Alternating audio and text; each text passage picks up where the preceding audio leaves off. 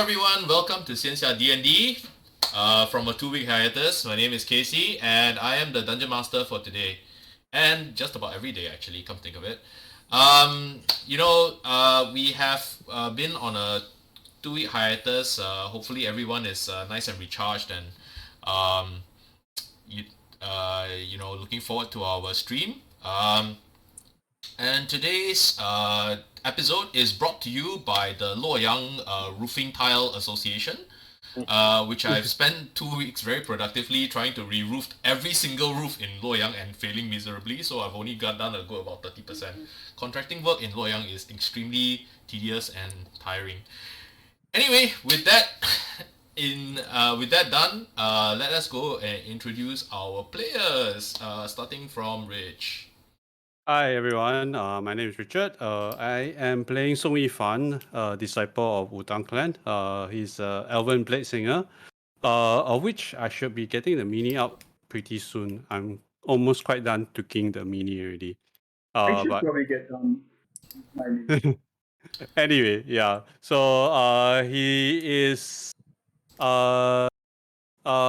second generation disciple of the clan Wudang, and he joined this particular party because he is part of the remembrance of Zhurong, I guess. Okay, on to Nick.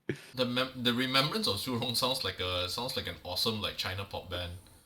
Yeah, I know. Nick, and I'm playing the wandering swordsman Amu, who is in Luoyang trying to discover more about his past.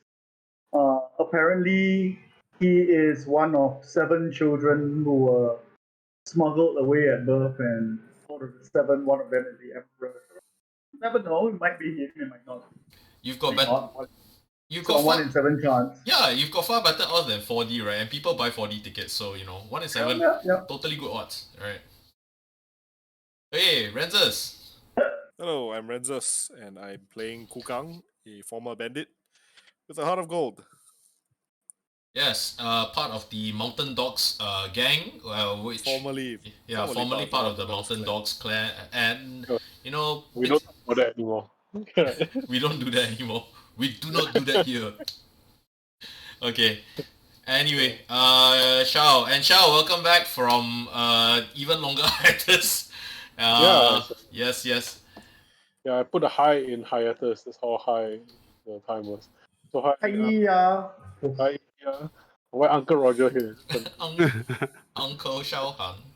Okay. So yeah, I'm Shao. I'm playing Cang Tian, a monk who's actually a kind of like a investigator for the imperial censors of China, basically, kind of like hiding and pretending in plain sight to be a monk, but doing more and more monkish things as every day gets by until I'm multi-class to become a cleric. So I'm playing investigator and trying to sort of like solve this crime that involves supernatural forces and political forces involved in things. Right now, I'm just sort of like taking a hiatus and doing the party's necessary investigations until I find out what happened in player. So Shao Han's character puts the consulting in consulting detective. In consulting, as in I consult and then I subcontract. So he subcontracts everything out. Oh my god, you mean he's Sherlock Holmes? He's Sherlock. Consulting detective. He is indeed. Anyway, okay, so Shao, you've been missing for the previous session, so let me go and do a quick recap. Since they left from Magistrate Gao's home, right, which now currently looks like it's on fire, and yet there's a layer of snow on there. I will explain things. Okay, once they left Magistrate Gao's home, you had left the group in order to investigate the certain clues among your government contacts, right? There are a couple of things that I will brief you once the recap is over. But you went away, and the rest of the group found residence in basically what is known as Luoyang Airbnb. There is a person that Shui Xian happens to know by the name of Seven Uncle Qishu, and Qishu is a kindly old man, but displays a certain level of knowledge and savvy that, quite frankly, is beyond what's normal. This is Chishu's house, for those of you who want an orientation, right? And after having discussed it a bit, they discover that Duke Xie is a person that has well-known contacts in the criminal underworld, and he actually runs pit fights. And with that, the group decides to go and see a pit fight for themselves. The pit fight that they see for themselves is actually in an inn that you have been in before. Pardon my pun. The inn, the border inn that you actually entered into from Xiangyang, and you finally discover the secret of the border inn. The secret of the border inn is that it is actually located in a pocket realm of its own. And there are several ways of entering it, and one of the ways of entering from Luoyang was informed to you by a certain beggar who seems to have followed you from Xiangyang for some reason.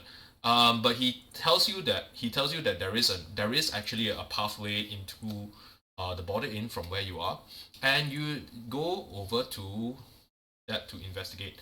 At the fighting pit, some negotiations were carried out with Ziyi, the snake demoness, information broker, who offered Amu a standing offer to explain to him what's going on, or to basically give him an info download in exchange for killing someone of her request at any point when she requests it. Amu turned down this offer, but instead decided to head down to the basement of... I might as well show. Show is better than tell. Head down to the basement of the fighting pits of Xiangyang. Of the border inn. So deep down in the border inn, there is actually a basement entrance where the fighting pits are. Now the fighting pits, where they discovered there was a couple of things that were odd. One, they were fighting the champion of the fighting pit was a Yao Ren, basically a man that's enhanced by drugs and illegal stimulants and poisons to the point where his body heals inhumanly quickly, and gifted in great amounts of strength, and he basically destroyed all of his opposition. Is that man's name Tu Ping because he is often doping?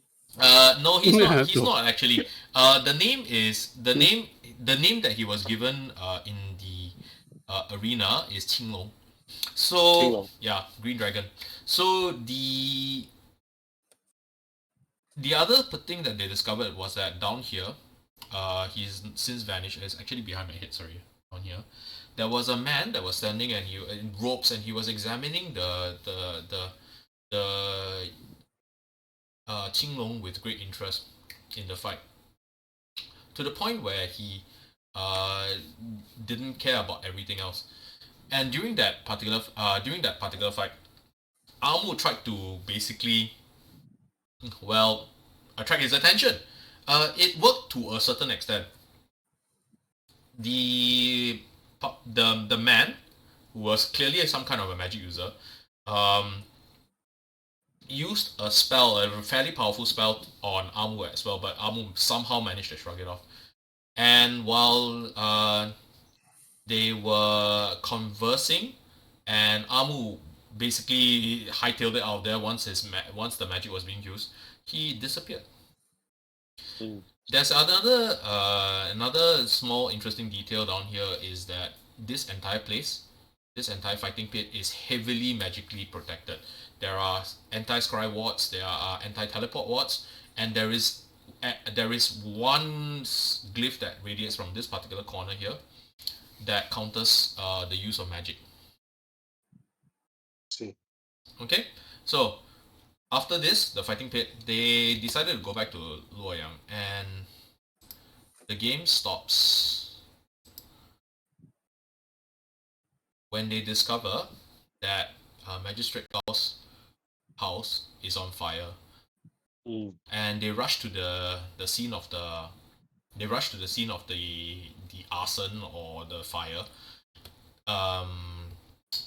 Yifan fires off a fireball that he transforms into coal in order to put out the fire, which works partially, but the weight of the ice collapses the already weakened timbers. And as he rushes in, he sees one of the junctures free. And he's currently, from a tactical point of view, he's based. Okay? Now, what I need everyone to do is to roll for initiative. Maybe you want to add in, case you want to add the fact that after we left the inn, we were followed by invisible or stealthed. Yeah, some kind of demonic presence. Some kind of demonic presence was following them while they were basically getting dinner. Until Shui Xian was told that she's being followed, and she basically went where. Yeah. And then the demonic presence disappeared. Right. So here we are.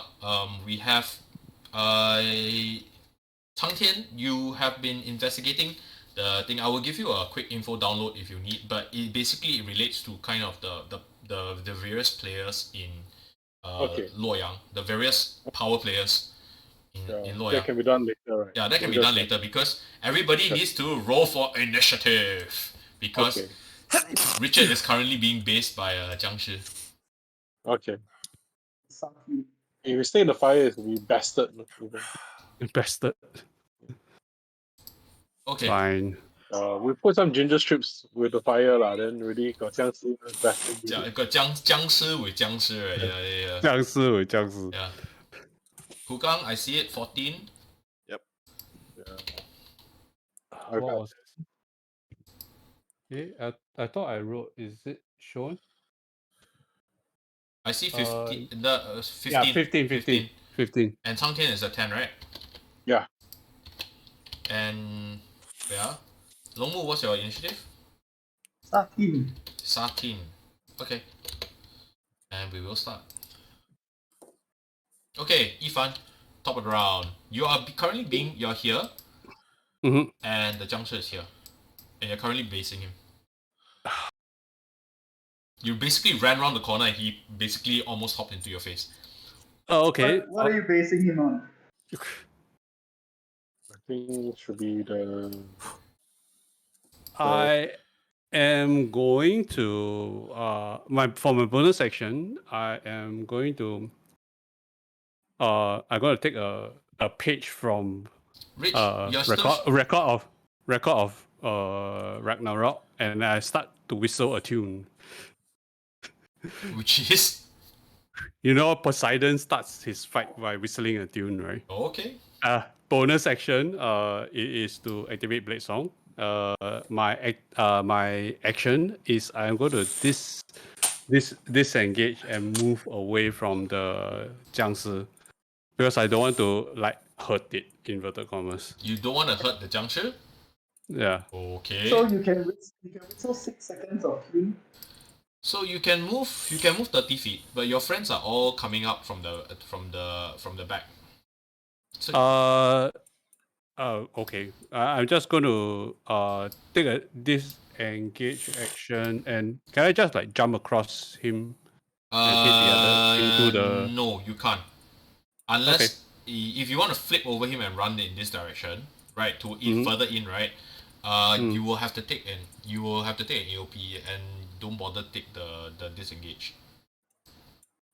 Can can I do the disengage action and do a acrobatics check? You know, like run up the wall and. Okay, can. I'll allow it, but your acrobatics check it's tight in here. Your acrobatics check is, I'll call it 14. It's not easy. Okay, no problems. I have advantage with acrobatics anyway. The blade songbo of the Yeah, sword. because blade song. Songbo! Okay, This is so 90s or 23. Okay. You flip, you run, and you see, as you go further in, how far in do you want to go? All the way in? All the way in, not close to the. Yeah, all the way in. Okay. Obviously not try to. You're gonna stand hit. on You're any gonna hit fire. difficult terrain or just about here. Okay. So just about Yeah. here. So this is about the limit of how far you can go. Okay? Yep. That should be fine. Okay. Now, as you get in closer, you do no longer have to make a check.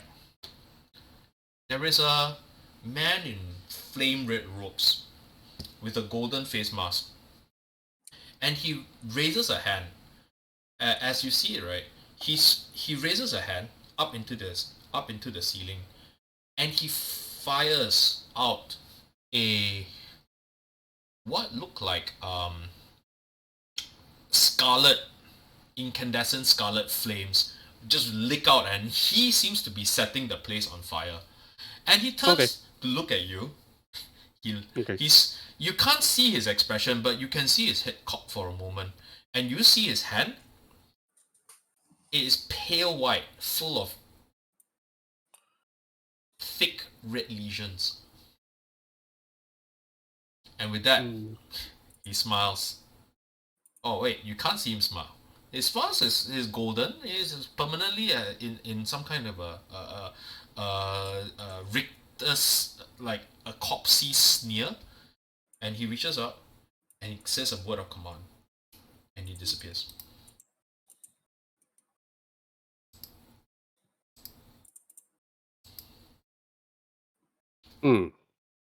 Make an Arcana roll. Okay. See if you recognize the spell. Okay.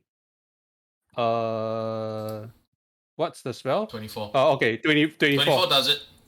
It's a What spell? It's a teleport. Should I attempt to counter spell? You can if you want. Okay, forget it. It's too high level. A counter spell is level 5 or 6. At least level 5.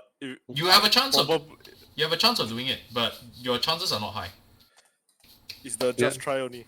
Although, are we prepared to deal with the consequences? I'm not prepared to deal with the consequences. He's like, you want to counter someone who can cast a teleport spell. You are a brave man. I was going like, No lah, this one. I let you go. It's okay, let you go. Let go. I mean, to say nothing of the fact that he can probably just counter your counter and get out anyway. It's Yes, that's entirely true. possible. That's true. That is true. No. And he has way more spell slots than me. You don't know, he may have used up his spell slots, setting fire to Lighting his... the place up. Yeah. You never know. Try lah. No. He can upcast some more, so don't want. Scared ah. Next. Scared. I scared. Very good. Well done. Junction moves next. Junction doesn't go around. Doesn't sense around the corner. Wait, I'll double check. Because they do have the ability to sense. No. He bounces. He just reaches out and bounces hit straight for you. Okay. You're still the most you're still the closest target, bro. Okay. AC 18. Is it 18? Yeah, 18. Okay. He is going to try to hit you. Hey, wait. Nope, that's not. Nope. Okay, clear this. To hit. Does a 15 hit? No. Nope. Okay. Second hit. Second roll, he is Does a 13 hit? No. Okay. No. So he reaches out, he stabs you with long black thick claws, and you just soundlessly reach out. You hear the wind whistle pass as he reaches out and grapples you. And,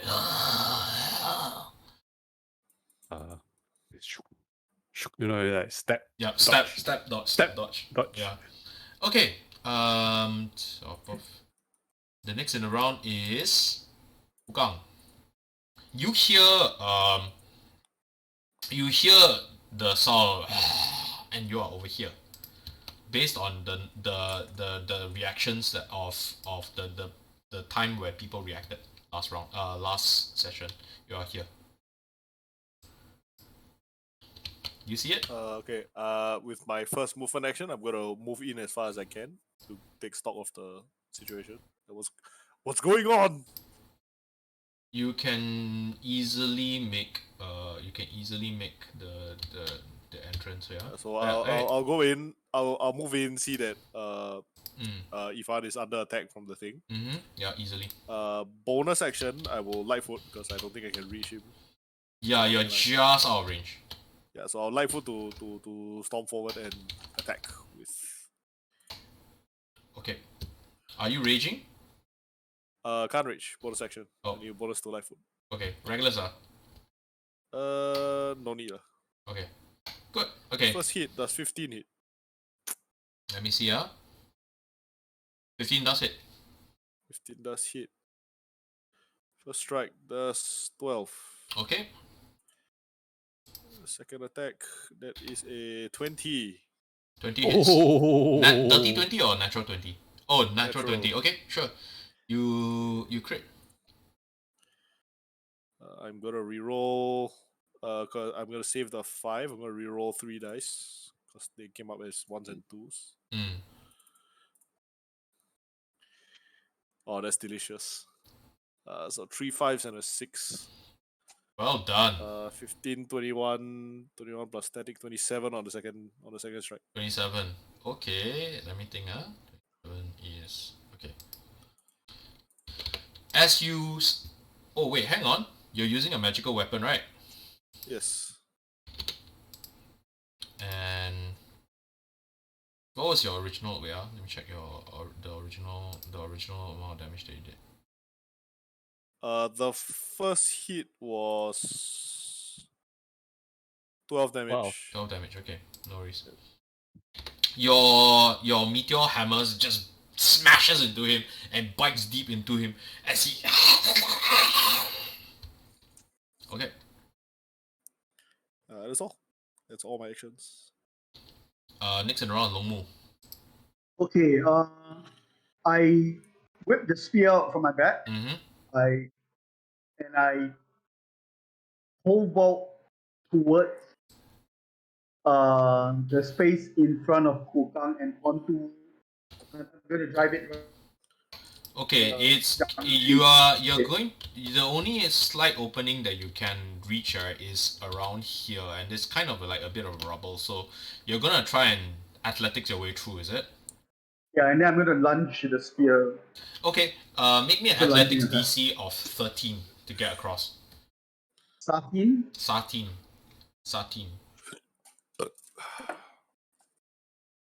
Yay! 23. Okay, you are through. Now roll to hit. Yeah. Wow, this is tough maneuvering. Very, very tight. Very tight. Am I make him float over the junction? No, it's okay. Got it. You are Okay.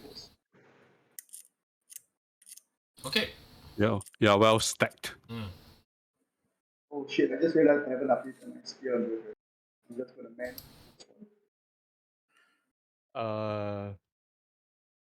14 does not hit. 15 hit. Because his longsword. Okay, 15 hits. Not a +1. 15. Michael. Smite. Okay, go for it. So I'm rolling 6 for damage, right? Yep. So my natural damage is 3 plus 5, 8. 3 plus 5, 8. Okay. And then I'm rolling my 2.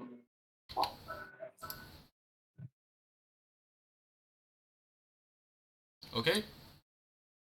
Now 10. So 18 damage. Okay.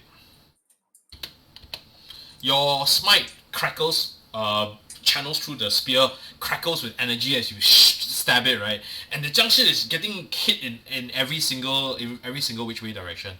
Cang Tian. Okay. Second attack. Oh wait, sorry. Yeah, that's right. Long move. Second attack, please. Yes. Second attack to 24. 24 will hit. Yes. Damage to 4. Okay. That's 4 points of damage, right? 9. 9 points of damage. Okay.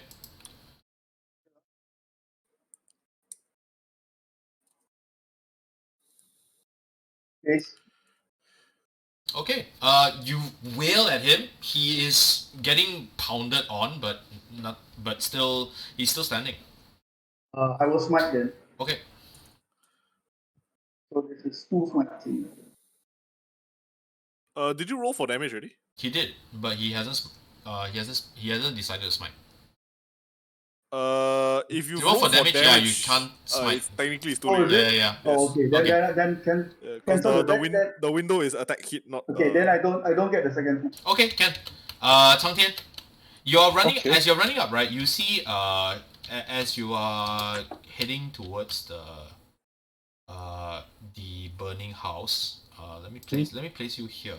You see Shui Xian just kind of peering around the corner, going, "Oh, Cang Tian ge, I think there's one of the jiangshis loose inside." There I say that's quite bad. Which one is it? I don't know, but I hear a lot of fighting inside. Okay. Come along with me. We may need you to subdue the jiangshi. All right. Are you going in? Yeah, so I'll head up and I'll clear a path to kind of get a better side of things. And do I see any of the house guards or anything around the way? You see two of the house guards Okay. here and here, but these guys Okay. are trying to lead people out of the house. Okay. So you Then kind later- of pressed people, but you don't see any down here. Okay, then I'll just kind of look at them and I say, I'll depend on you for this direct translation. Count leader. Okay. They nod towards you and Yeah. go. Go. Okay. Then as I move, then later I begin to kind of like You can Chang Tian begins to around. chant sutras of like basically of a certain monk going into the underworld to save his mother. Basically translated into Chinese as 木莲救母, right? There's a basically it's pertains quite appropriate because now it's a ghost month, so it's kind of like the Wudang festival kind, right? So it's essentially a chant of how basically the bodhisattvas enter to hell, right? To basically and the domain of the hungry ghosts, etc. And so he after chanting that, he takes out this strip of paper and then he ties it around his wrist. It glows white and silver, and that's basically casting protect from evil. So my standard action is to prot from evil myself. Okay. And then my movement, I kind of come inside here. And what do I? You see the house on fire. Part of the place has collapsed, right? Okay. You don't see any bodies or people down here. You see a juncture, and the juncture is getting wailed on by three different people. What's the only one chance is visible? Only one juncture is visible. Okay, then I say to Suisen, is Suisen behind me? Yeah, Shui Xian is here. Okay, then I say, Suisen, can you do anything about this one? Only if you bring him down. If you bring him down, I can do something. Okay, got it. Stay here for a while. I'll handle that. Then I use my light foot action to basically bonus action light foot and leap over towards where the jiangshi is. Okay. Yeah. Then You will be. This is about as close as it gets, and you're Okay. squeezing basically. You're like okay. you guys are basically stacked on each other. How high is the roof for this? About Not high. Actually, let me check. Is there even a roof left? There is. No, There's it's some. not. There's Okay. some roof left. So Oh, is there a ceiling for it? Like basically, it's a ceiling. Is it like one of those like 2 meter spaces? yeah, Uh, there's you know the support pillars that you see in Chinese Yeah, houses, correct. right? The liang, right? It's there. Yeah. So you can see Can the. can I use the liang to basically get across to the other side? Yeah, you can. Make me an Yeah, acrobatics check. Okay, sure. Because it's already like food ready and everything in there. Okay. So the Or I can That's a put a 14. mapu and let you stand on the mapu. That's true. okay, 14 is enough. You Okay. run across and you land. Okay, part of the liang has collapsed, right? So you Okay. can call it. You can reach around here onto the table, and that's about Okay. it, right? This Okay. entire Yeah. area looks like it's been scorched and scarred, and you, in one of these, there actually should be an access to the lower levels here Okay. below this particular staircase. That Okay. leads to the prison where you guys deposited the holding area where you deposited the body. So it's underneath the staircase here. Then I say to the rest of the group, because I realize this, and Chang Tian has his sudden satori of insight. It says, "This one is wasting our time. There's something happening below. It's deposited too close to the entrance to block us off. Remove this and fight downwards towards the prison. This is a distraction." Mm. Chang Tian just says that, and then when he stands behind, he realizes, my item interaction action is the burning beam. Is it near me? Can I pick it up? You can pick up this one down here. Okay. Is Okay, got it. okay?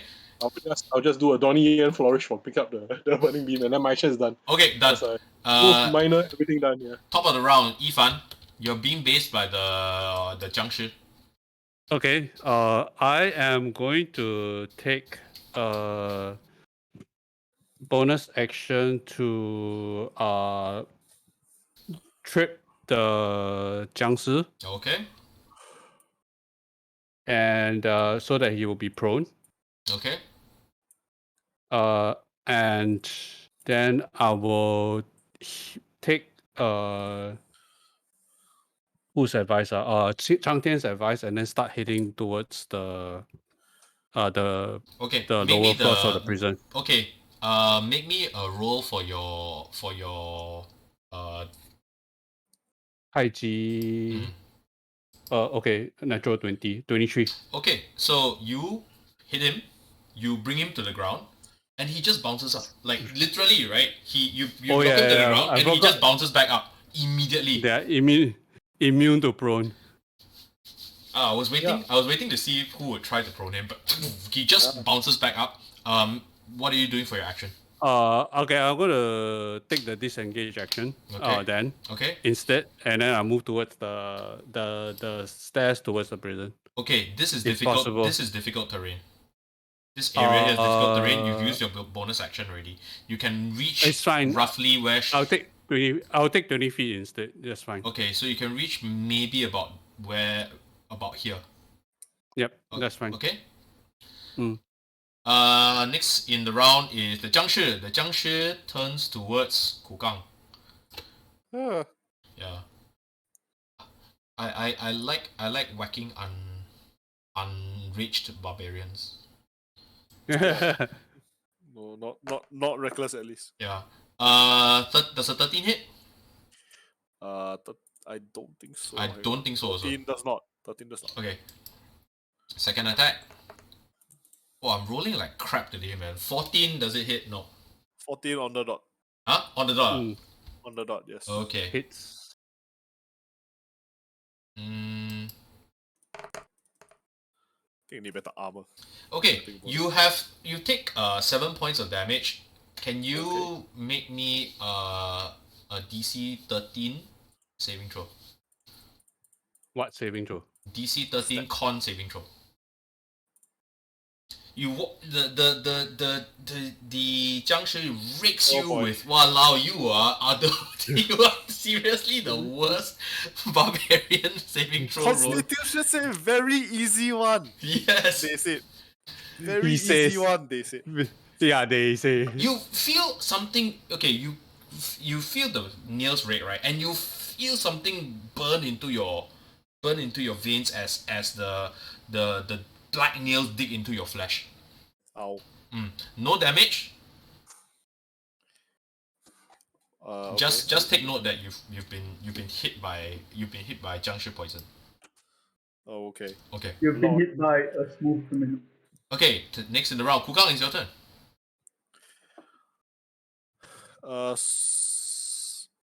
How badly damaged does this thing look? It looks pretty badly damaged. I mean, you've been wailing at it for the last 3 rounds maybe, and it still looks. Sorry, no. 3 people have been concentrating, and you've been hitting it, but it looks badly wounded, but it's not going down. I mean, hard to gauge with these like rotting corpses, right? I mean, Yeah. Okay. yeah. Let's see. I will. Hey, King Pyros, how are you? How are you? Glad you could join us on your off hour. Okay. I will, as a bonus action, enter a rage, and then I will attack it. Okay, recklessly? However, I will not reckless. Oh, wow, okay. We're good. They're currently fighting Chinese zombie vampires. Okay. Maybe should have reckless. Okay, never mind. Roll a 2 and a 1. You're having one of those days. You really have. Yeah, one of Okay. You swing your. First roll was a crit. First 2 rolls were good. After that, when it started going downhill. Okay. After you got hit by the poison, you feel like maybe the poison is affecting you a little. You feel like your movements are a bit more languid, a little bit stiffer. Longmo, your turn. I will. So right now, just let me get it straight. We are still tanks surrounding it, right? And it's not much space to maneuver, right? You have an opening now because okay. If I can move somewhere less obstructive around it, I will. you like- two are clear because you are okay. This is where you guys are, right? You guys are here. So once Yifan has moved, right, you guys are effectively in a flank. Okay, but Okay. we're not playing flanking rules. Remember, you guys are effectively here. Yifan, you can actually just disengage and leave Kukang down there to face it, but you have enough room to fight. Yifan, you mean Sorry, Amu? Longmu. Amu. Okay. I'm gonna. Okay, so what Amo is gonna do is that he's going to try to get the thing's attention. What? Champion challenge. No, he's gonna try, like, wave the fiery spear in front of him, right? Okay. And then he's gonna leap backwards. Wave your fiery spear at him. He's gonna leap backwards, and while I am leaping, I'm gonna suddenly strike it. So Okay, so you jump I back don't know. and kind of do Yeah. a lunge. Okay, sure. I do a lunge rebound. Okay. Can I claim advantage on that? You can if you manage to make me either an athletics DC 12 or an acrobatics DC 12. So for King Pyrus, who's here for the first time, right? I I'm on 23. use a highly homebrewed system to try and get some like the wirefu stuff that you see in Chinese martial arts movies. So there's a lot of kinetic, a little bit more movement, and a little bit more chaotic. But it's better than keeping, in my opinion, better than keeping the thing static. So you roll a 22 to hit. Yep, I hit, but no crit, and I'm gonna smite. Okay, sure. Make me a damage roll. The normal damage is 8, 8. Okay. and my smito damage is 3. What's the damage? Radiant, 3 radiant damage. Okay. Yeah. Well, he's still up. So you managed to tickle him a bit. You move maybe about 5 feet lah. Let's just call it 5 feet, right? And he just basically follows. He basically tracks you. No AOP is generated from here. Okay. It's just maybe just micro adjustments, I would say, just to get it done. Next in the round is Cang Tian. Cang Tian, you're Okay, here. got it. Let me take a look where we are. So they're trying to get over to where the prison entrance is. Yep, Right? it's somewhere here. I mean, it isn't well kind of. Yeah, it isn't kind of well built, but it's basically underneath this staircase. And from here, the fire and chaos and confusion is trying to get everybody out as well, whatever is here. So Junction, with his Yeah. one hand on the burning brand, basically kind of like touches sort of like chants another sutra. Well, of course, will be like, past have I heard that when the princely one was sitting under the tree to seek wisdom, he was sheltered for 7 days from the floods by the great king of the Naga, Mukalinda. And then his hand basically kind of like lights up with a bit of moisture, dampens it, and the burning brand in his hand starts Okay. to dip away. And then inside inside his bag, he takes out a small gem and he says, "Demon of the cave, I offer you the chance to make merit, save lives, and I will chant prayers for you to be reborn into a better world, into the Western paradise." And then I break the elemental gem that we took from the cave Oh, of the water very nice. demon. And then I say to the water demon, this reincarnated form of it, the Shrapma of it, says, "Save the lives, save the people, save the property of this place. And with that, Remove." Yeah. Then this Naga of water emerges. a snake forms out of the water and sways in there, and immediately, all around you, the fires extinguish one by one. And what's this? I look over at the beast, and then I basically nod at the spirit, and then I say, "Good work. Continue the rest of the house." You realize that the area is surprisingly bereft of bodies. There are no bodies on this floor. After you've managed to basically, now that there's no fire burning around, right? You notice that there are no corpses, no burnt bodies, nothing on this floor. And I basically look over and then I say to the spirit, I kind of look over to the rest of the party and say, "Quickly make your way below. I will tangle with this one." Then I look over at the spirit. I look over the Jiangshi, right, and then my hand is wreathed in the Protector of Evil form, and then I begin to chant at it to kind of to annoy it, right, to get its presence. But RP wise, I guess it's just nothing, just standing there and then trying to get in its way. So everyone quickly make a move. I'll clean the fire and I'll deal with this guy while you guys go. If you want to beat him up, also can. Then I'll go downstairs instead. But then we'll read the situation as it Okay, is. Yifan, what do you do? I am going to bonus action take the lightfoot action to clear all the obstacle and go down to the prison. Okay, that is doable. Just give me a moment. Yeah. Let me. Then I shout also, "Someone bring Suicide with you downstairs." Okay. Bring the necromancer down. Okay, you notice. You come out here and you notice a couple of things. One. Okay, this floor is littered with corpses. Littered. I'm going to, and one of them is wearing an official's uniform, and he's basically torn limb from limb. Okay. Okay. Sure. I don't think I will have an action because I will have to double move. No, Right. you bonus action Lightfoot. Move action you can get down here. You still have one action. Okay. I'm going to take a look. I'm going to bend over to the head over to the official wearing uniform, and try to find out his identity. Through his clothes, search his body through his clothes if he has any signet. You flip the half body, it's been torn into the upper body, right? And you flip it around, and you recognize the face as Magistrate Gao. Magistrate Gao, you see that part of his face has black veins pouring through it, as in it's reaching his it looks like he's been torn apart by the Xianxia. Of the 6 Xianxia that have been laid out here, not a single one of them is around. You Okay, also so- see a trail of basically what looks like debris leading out. Okay. Okay.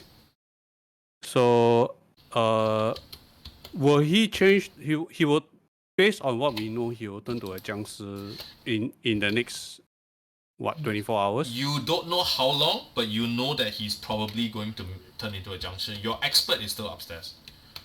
Okay? Okay. It's time wasting. Quick, follow the fucker. This one is just time wasting only. Okay, next in the round is the Jiangshi. Jiangshi is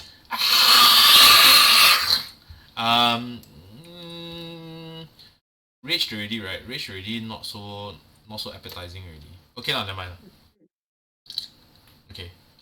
Since he's decided to attack Kukang, he will continue attacking Kukang. A 9 doesn't hit. Nope. No reckless, you just need a 14. 14 hits. Okay. Take 3 after the resist. So again, you feel the thing bites, right? But the second time round, he hits you, right? You don't feel the poison enter your body again. It does, however, make the first wound site kind of twinge a little. The second time round you get hit. Okay. Next in the round is Longmu. So it's just me and Kukang versus the thing right now. Right? Yep, pretty much. Me, right? I'm proud of it. Yep, you're in front of it. He's in front of it. No, you're not. Cang Tian, where are you? Yeah. Because I jump on the other side and to flank it, right? Yeah. Oh yeah, there you are. Okay, Cang Tian, you're here. You didn't move last round, so you can come here if you want. You can come here again if you want. Okay. So, Longmu, it's your turn. Okay, I am going to use Lightfoot technique. Take one step onto the wall, leap up towards the rafters, and then I'm going to jump down on him with the spear again. Okay, make me an athletics roll. DC is 12.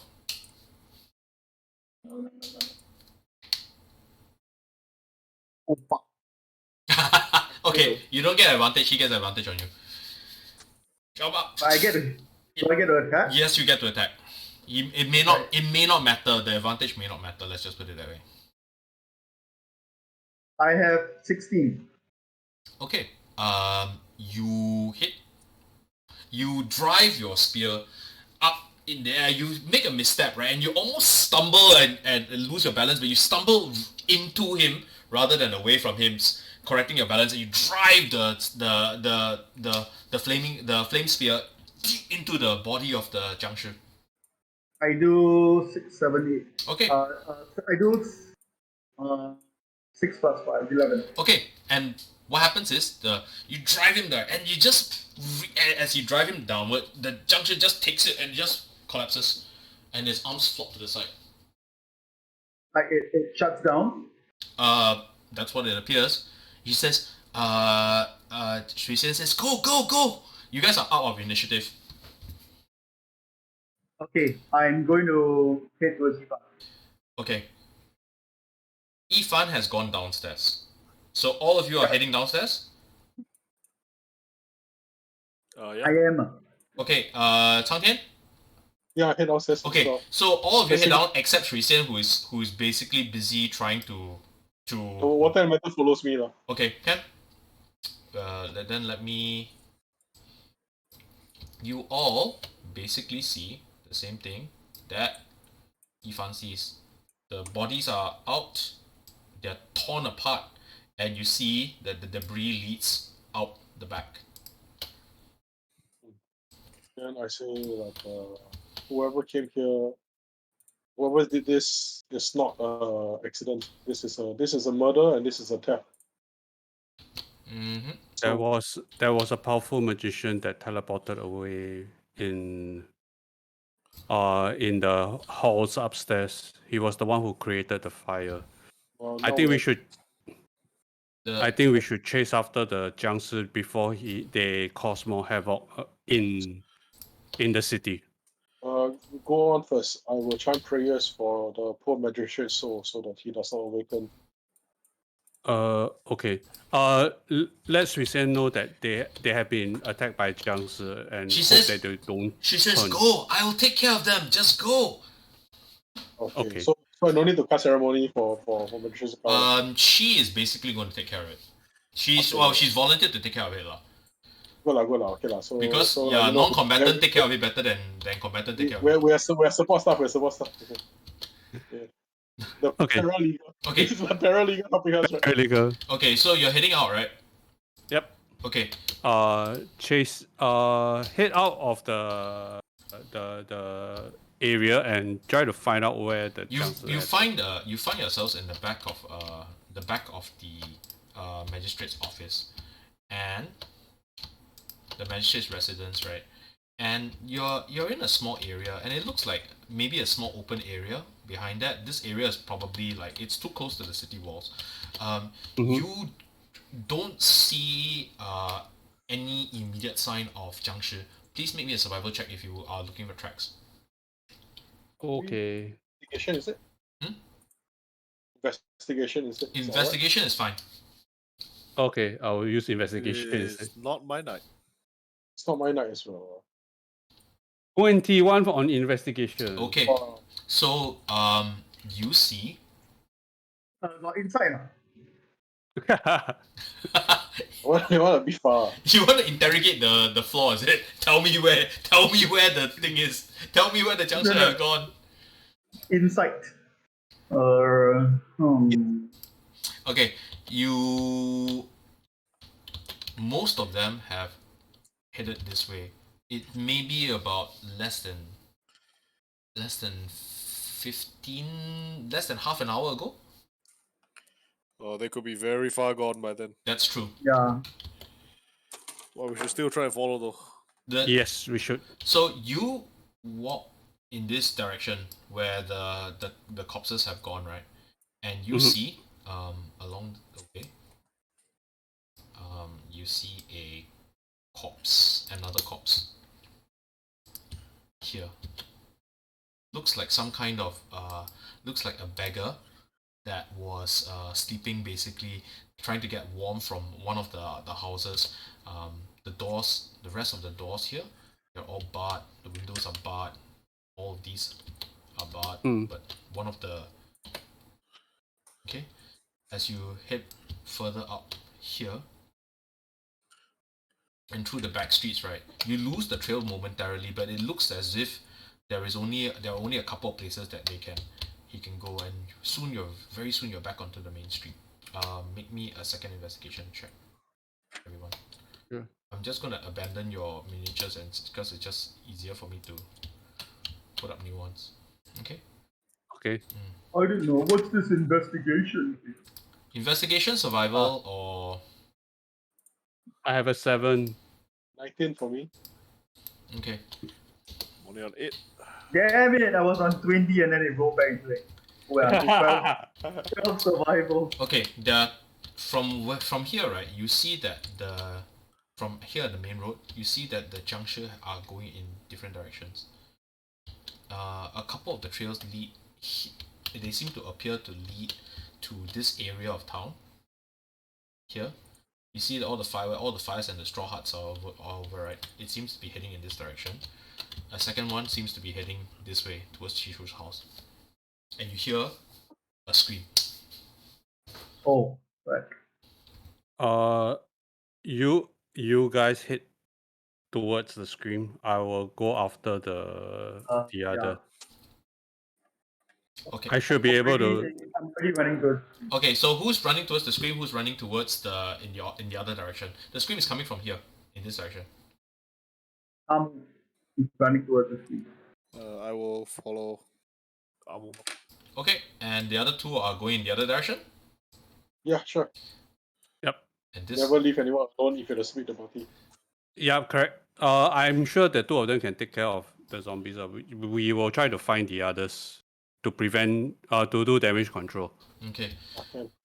further down the distance, right, you hear a very dull thumping sound, like dong, dong, dong, dong, dong.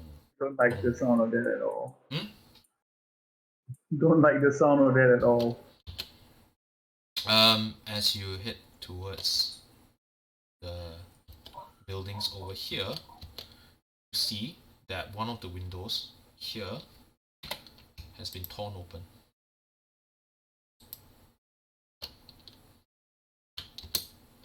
I Literally just trashed and smashed through. say to Wudang, I think we should be able. Well, it goes without saying, really, but I think Sorry, what? we should be kind of careful here. Okay, and the scream is coming from the house.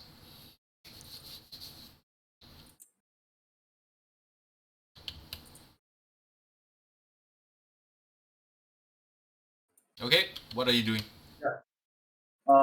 I'm going in. Okay, I'm going in. you're going in. Charge in, huh? Hmm? You're just bursting in through the burst hole, right? The burst hole in the wall. Yes, like I own the place. Okay. As you head in, yeah. This close quarter maneuvering thing is like damn BS. Okay, yeah. Wait. Where are you now? Okay, never mind. You know what? I'm gonna use a new miniature and bring you guys in. First, as you're in the house, you see a door. This is the door that leads basically to Chishu's apartment, right? Burst in, and you see out here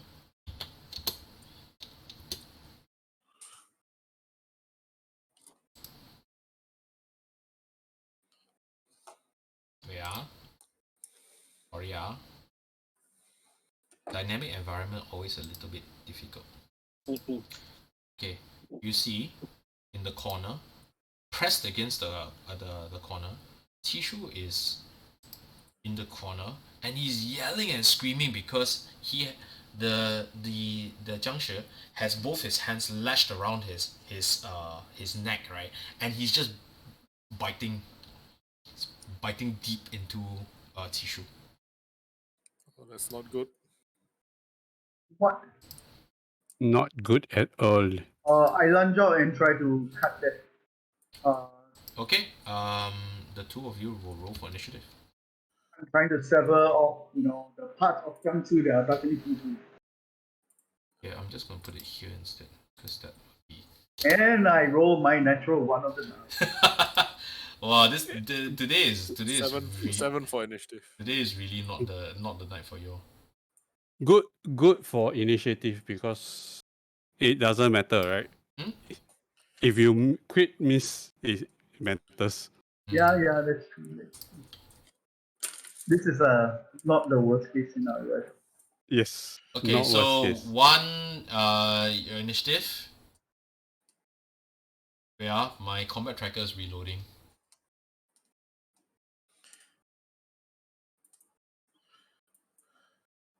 Hey, why do I have no encounters? Untitled encounter. Yeah. This thing is very, very slow. Okay. Sorry, yeah. Longmo, what's your initiative? Momo is one. One. Kuka? Not Seven. much higher. Yeah, 7. Okay. 7. It's okay. The Junction rolls like crap also. Kukang, you're top of the round. What? Oh my god, we're just embarrassing you. Yeah. It's just a 1 junction, right? There's one Junction here. Just the 1, Mhm. Okay. How many more die? Okay, lah. As long as I have 1 more, we should be fine. I will border section, enter rage, walk in, and hit it. Okay. I guess I will go with advantage this time. Yes, that might be a good thing. Very tired of missing. Yes. Okay, first hit is 24. That hits. 4 and reroll a 1 into 2. 6 plus 8. First hit 14 damage. Okay, 14 damage it is. Second attack 25. Plenty hit. Yeah, that hits. Damage That hits. 4, rerolling a 1 into a 5. So 9 plus 8, 17. 17 damage on second hit. Okay. You smash your meteor hammer, swing it around, whirl it around, and you smash. But the junction just keeps biting away. And what is Coming, it's coming. Nom nom nom nom nom. Yum, yum, yum, yum. yeah. Now would be a good time of you to do that come fight me thing, friend. Okay. Once it's my turn, eventually. It should be Junction's turn, I think. Yeah, it is Junction's turn. And Junction somehow manages the Junction somehow evades Chishu somehow manages to fend off the Junction's bite as he is fairly biting into him. But he does try to claw Chishu, and Chishu is that will, and he plunges his hand deep into Chishu's chest. Oh no! Out of curiosity, Casey, when the zombie, when the Junction hit me, and I failed the saving throw, that was was that a bite or was that a That was a claw. claw? Yeah, he can't bite you unless he grapples you, Okay. which he's not successfully done for anybody yet. I guess we're all grappling with something. Yeah, it's all deep issues, right? It's all grappling with existential angst. During this evolving situation, I would like you to know that we are here with you, etc., as we grapple with the pandemic. You like to Yeah, send this footsteps, is this is totally a metaphor for COVID-19. And the little hole in the wall was totally a metaphor for the Jurong Fishery Port. Oh, I see. Hey, awesome Rara, how are you? Welcome. We're watching people try to beat up Junction that are trying to kill their beloved NPCs. Hey, so the next in the round is Amu. Yay! Amu puts up 2 fingers in front of his head and channels the voice of the heavens and commands the Jiangqiu to fight me. Okay, what's the save?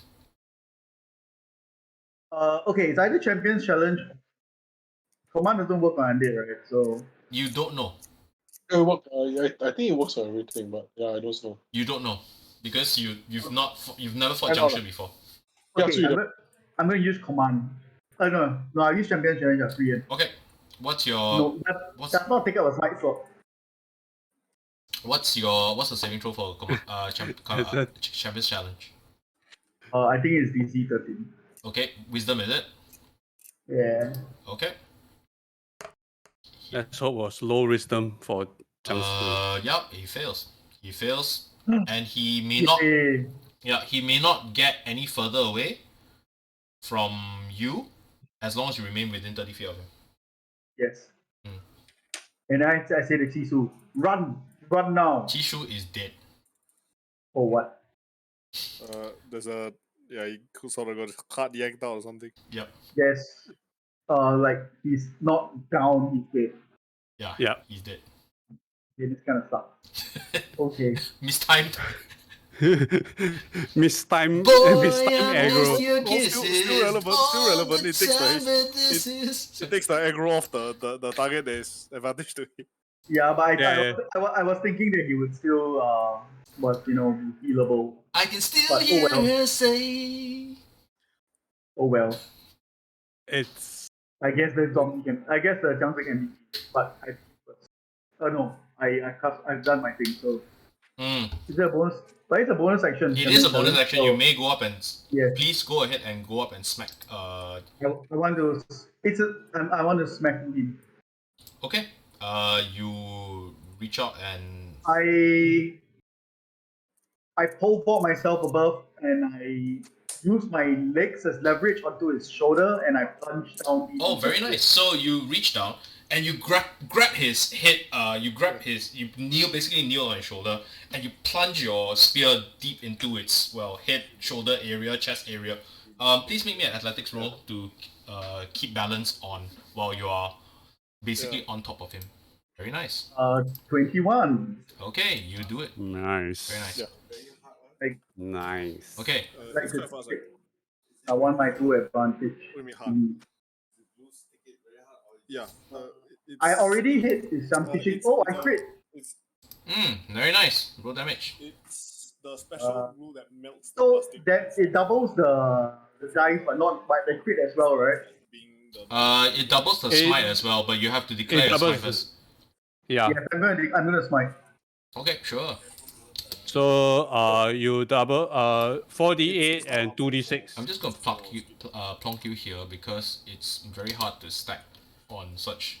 My 2d6 plus bonus is 4 plus 5.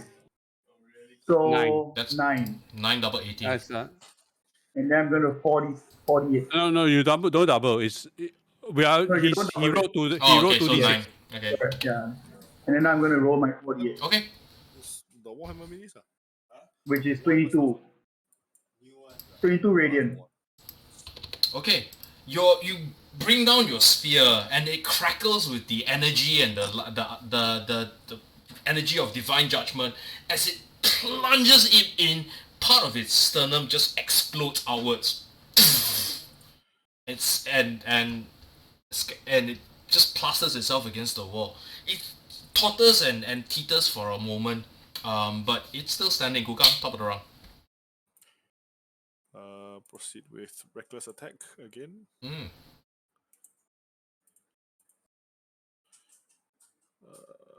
First strike is 21 to hit. Okay. That hits. Oh, that was a 12, not 2. Okay, damage is rerolling the 1, so that's a 5 and 6, 11. 11 plus 8, 19. 19.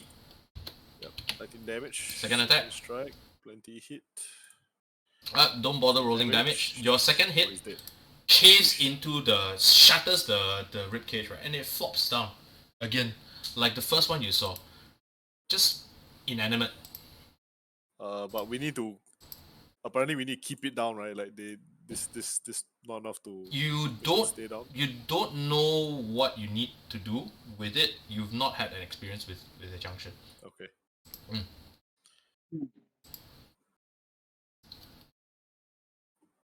Yeah, it's pulling at the heartstrings, Awesome Rara, like you said, right? It just. Okay, so dun-dun-dun-dun-dun. Transformers cutscene. You are running down. The two of you are running down, and you reach an area that looks a little bit more ramshackle than the rest of Luoyang. You see people here that live basically in hovels and tents, and you hear screaming all in this particular direction as people are running towards you. Okay. People are running towards you. Let them go by. Okay. And you hear screaming. L5R reference. Then you use the Mirumoto ultimate technique. Let him go by. Yeah. That's why I said L5R reference. Yeah. Let them go by. Fan- As in, I try not to get them get in their way of fleeing. Yeah, and you hear and try them to head yelling, towards, 僵尸! As they and then I head towards the direction that they are running away from Okay. And as quickly as possible. down this particular alleyway, Hmm. here, you see at the corner over here, right, one of the junction is bent over. corpse, Oh. and he has his mouth directly over the mouth of the and the person is struggling away, and he seems to be inhaling deeply. Okay. It's over here. And are we going to enter combat? Yes, of course we are. My initiative is a 6. We are, because I need to restart. I've built this as many one-step encounters.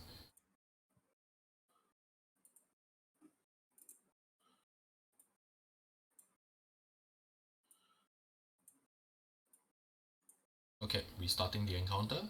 Your initiative is 6, you said? Yes. Mine is 19. Oh, okay. I'm pretty sure something is going to go first. So let me... Okay, initiative is 6. Cang Tian is 19. And... Okay, Cang Tian top of the round. Okay, so the entity is basically looks like it's kind of like a bent over, hunch over, and Yep, and he's... do we see any kind of like the special effects of black color smoke coming up from one body to another? you are not at that angle that you can see because his back is facing towards you, so it's kind of like this. Okay. Yeah, and I'm trying to save my SFX budget.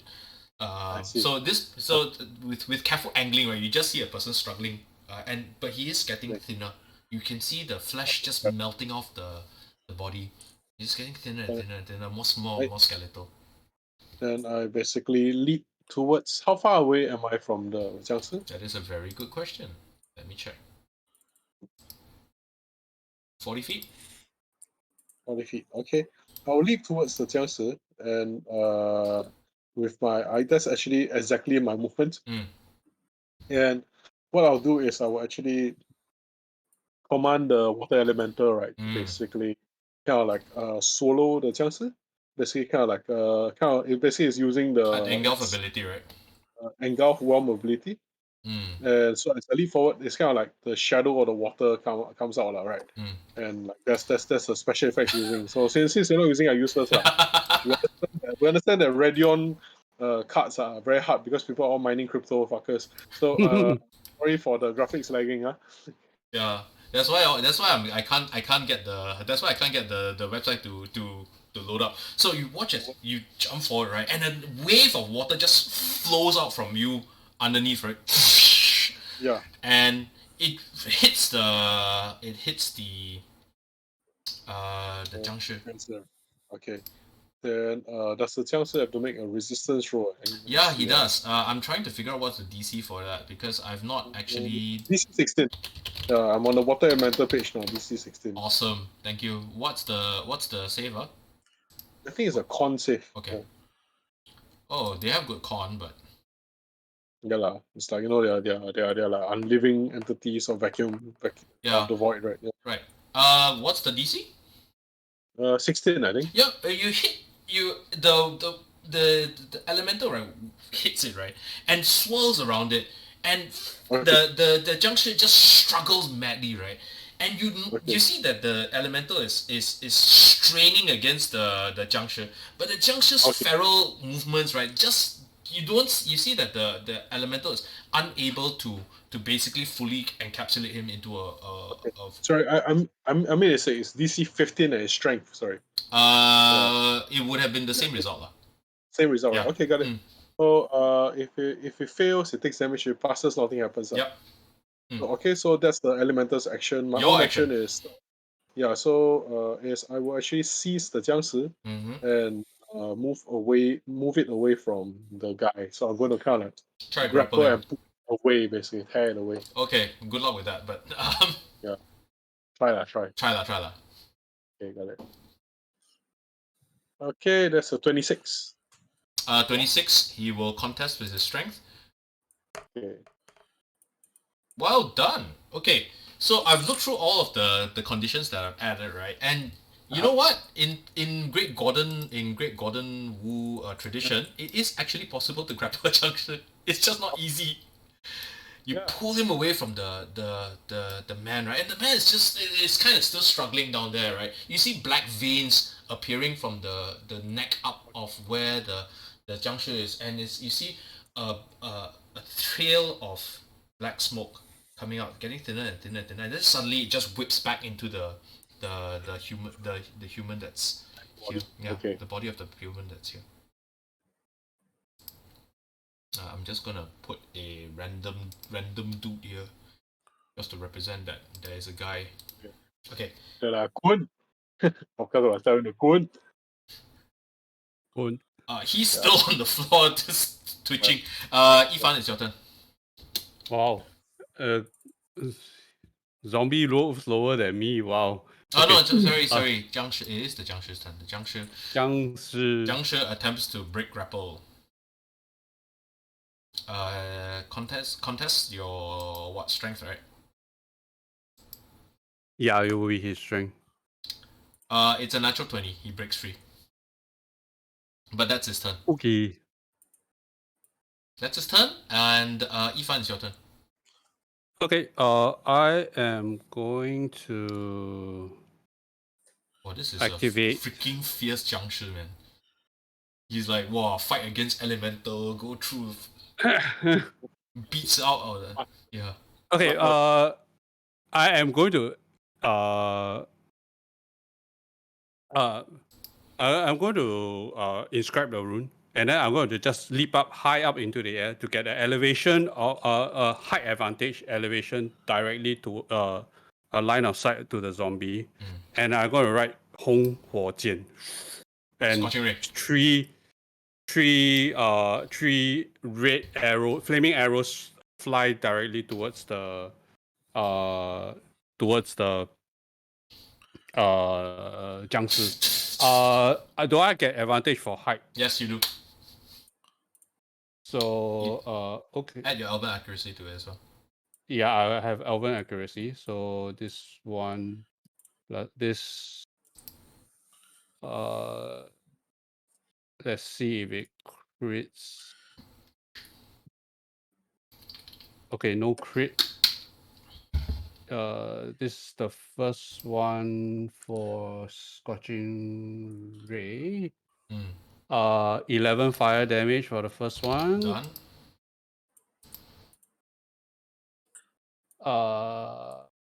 No crit. I assume 20 hits. Yes, 20 does hit.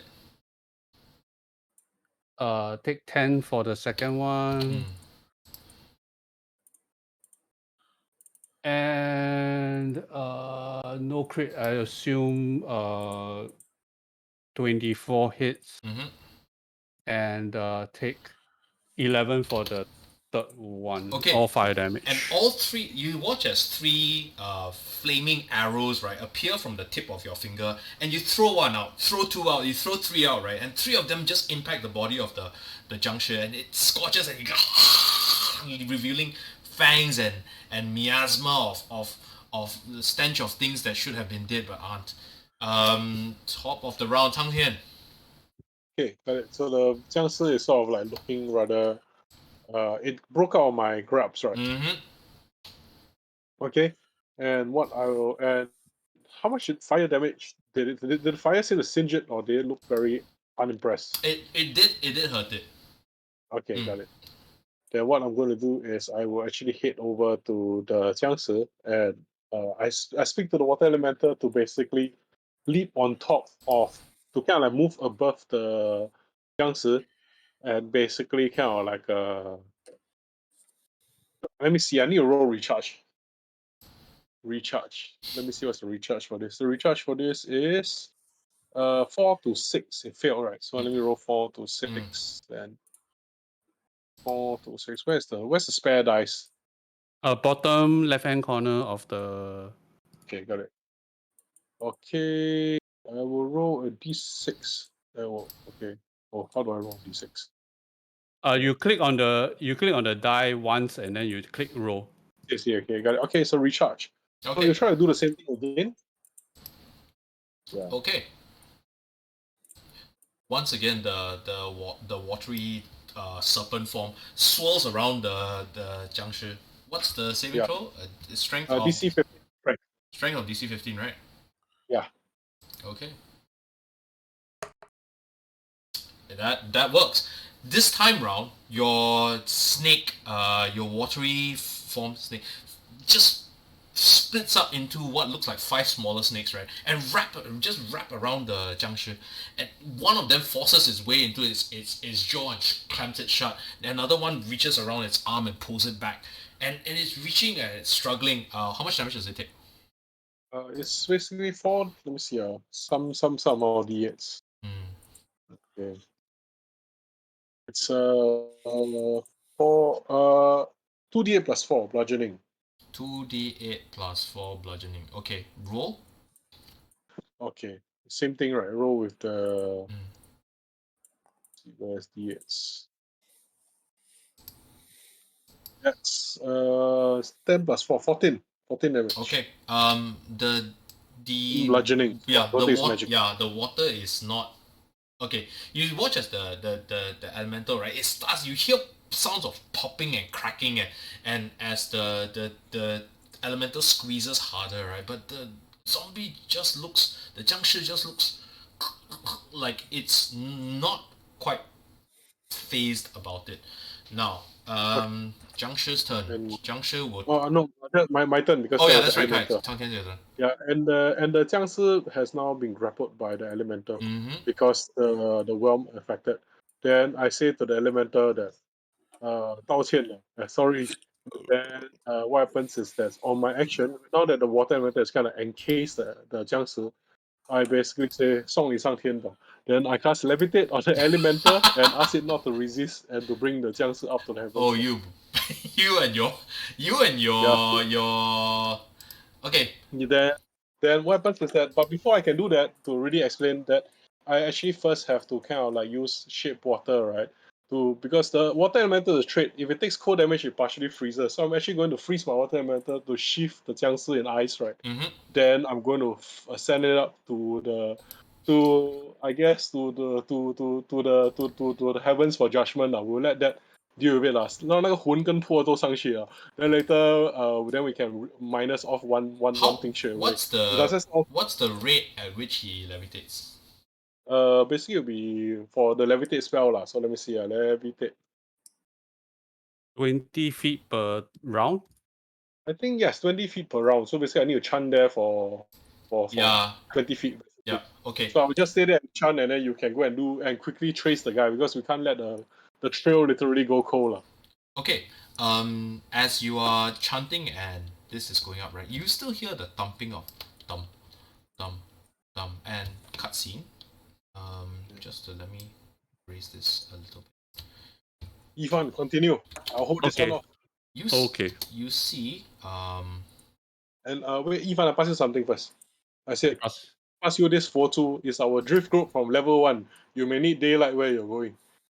Yeah. I mean, I don't think it will work, but then no, I think it's just cool for auspicious. So give you the viral kana one prayer beat of the solar Buddha. Rich, solar Buddha. Rich, you need to make me an investigation check. Sure. To see which direction from here, because this area has just basically gone super chaotic. 21. 21. Okay. The next area appears to be somewhere here. Okay. Okay. Top of the round. Rush. Your Longmu and Kukang. Yes. You guys are in Chishu's place. What do you do?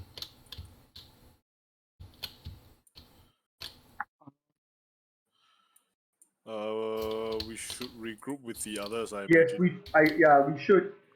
I mean, not that we can do anything about CC right now, right? You don't know. You've not investigated per se. He seems to be lying still. Sorry, I'm still trying to find that. I'm going to look around, see whether there's anything that we may. Look around here. Yep. Okay. Just give me a moment. Let me peel off enough layers so that I can. Yep. Make me an investigation check. You can make survival. If survival is No, better. he's searching the place. He's not looking for tracks. Oh, okay. Oh, Okay. okay, then it will be investigation 18. Okay. That's good. You find in the area behind over here. You see this? Mm-hmm. There it appears to be what looks like a martial arts manual in the desk here. But it is written in some kind of language that you don't understand. I mean, The other not- thing that you also find is that here, in where the place is stocked, this hearth here, right, where its area is here, you also find beast cores, What? cultivation cores, beast cores. XP. Oh, this is Shisu stuff. Is it? Yeah, this is Shisu stuff. I look at Wudang. You think he's going to need this anymore?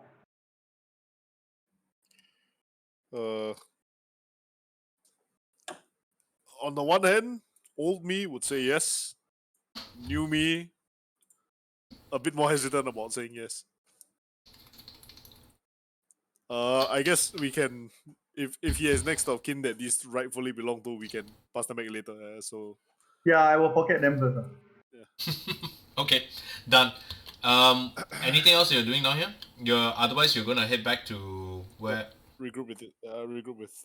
Yeah, we regroup. Okay. You make it here just in time as Cang Tian.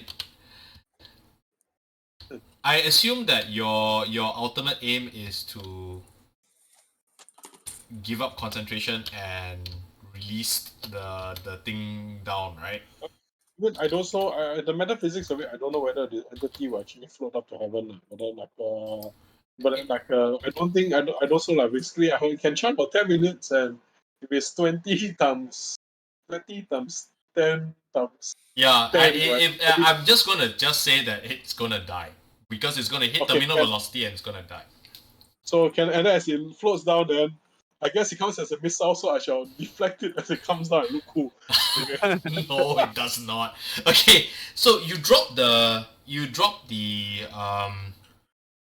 Junction and it reaches down, it smashes, just shatters into a thousand pieces as an elemental just melts, forms back into a humanoid figure. Then A I know that it female humanoid figure and says, "My debt is paid." may you be reborn into a realm of happiness. She nods. Disappears. Does it look familiar to us? Does it look exactly like the blood demon we saw a long time ago? She doesn't look exactly like the blood demon that you saw a long time ago. She looks kinda. The features are similar. Okay. The features are less harsh, less cynical. Okay, got it. Less weather beaten. Less weather beaten, yeah. Okay, got it. Okay. Yifan is, by now, you would have reached around here, where I sit. Okay. You reach the area here. Okay, again, probably easier for me to just pull up a new figure. Yep. You reach here, right? Nothing but corpses.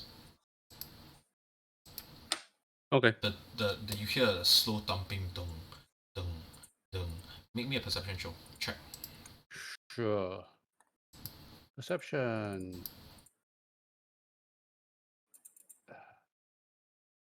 16. Okay, and you see these.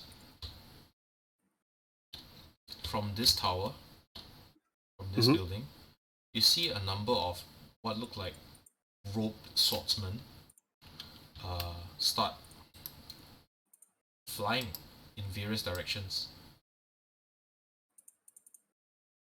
Stepping on swords. Okay.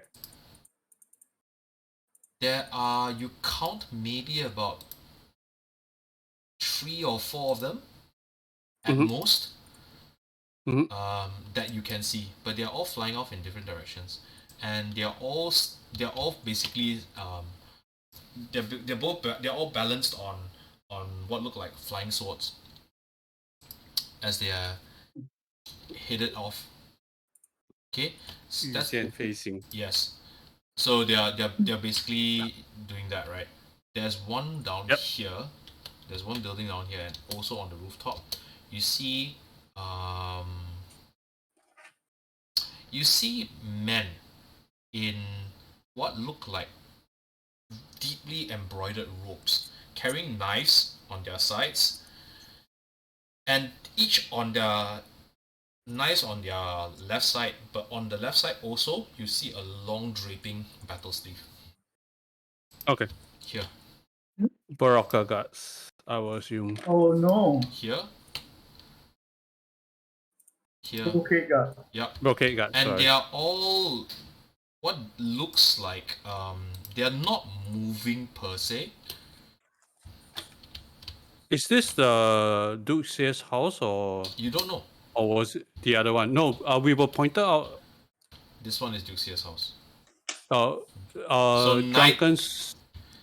Neither the locations. Neither of the locations are Duxia's house. This one here with the funny, highly gothic looking and very un-Chinese looking top is Duxia's house.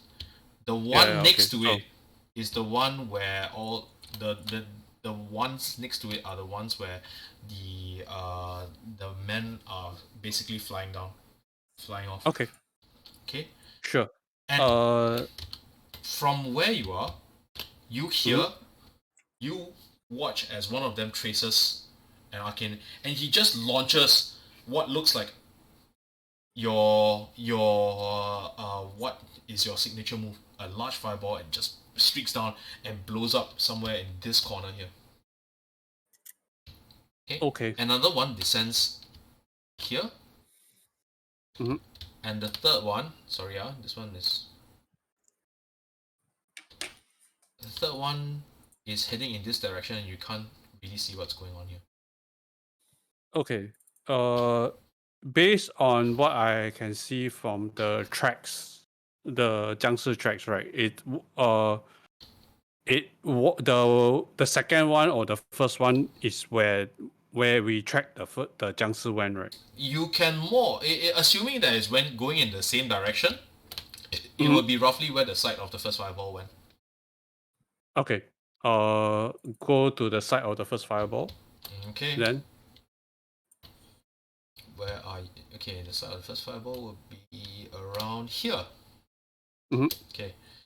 The area you're starting to reach what is effectively the center of town.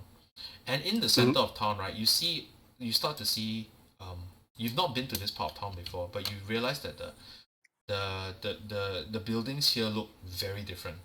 They look incredibly ornate. The tiling it looks fine. It looks beautiful. These buildings look like they were built centuries or maybe multiple centuries ago. Yep. This area here looks like it is some kind of area where people or cultivators are being trained. You know it because you can even just walking by casually, you sense a huge concentration of chi within this area. It's like maybe a cultivation hall or something. And by the time you reach down here, right, this entire high school of cultivators. it's Strixhaven. It's Strixhaven. Strixhaven. Yeah, it's my Oh God. it's my excuse to bring in the Strixhaven rule set. By the time you reach here, Why? by the time you reach here, right, there are only scorch marks. There is nothing. Nothing else. Okay. Not even the corpse of the Jiangshi. No, not even the corpse of the Junction. By that time you reach here, you see the three swordsmen traveling on their swords, flying back. Okay.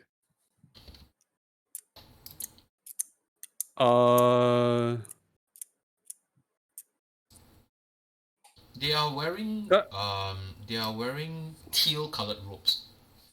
Just so that now that you can see it a little bit closer, right? They're wearing teal-colored robes. Their hats are what effectively looks like, you know, the suit tie hat, the scholar hats, right? And they look like they're flying in, and they enter from a doorway that seems to be up on the roof. Okay.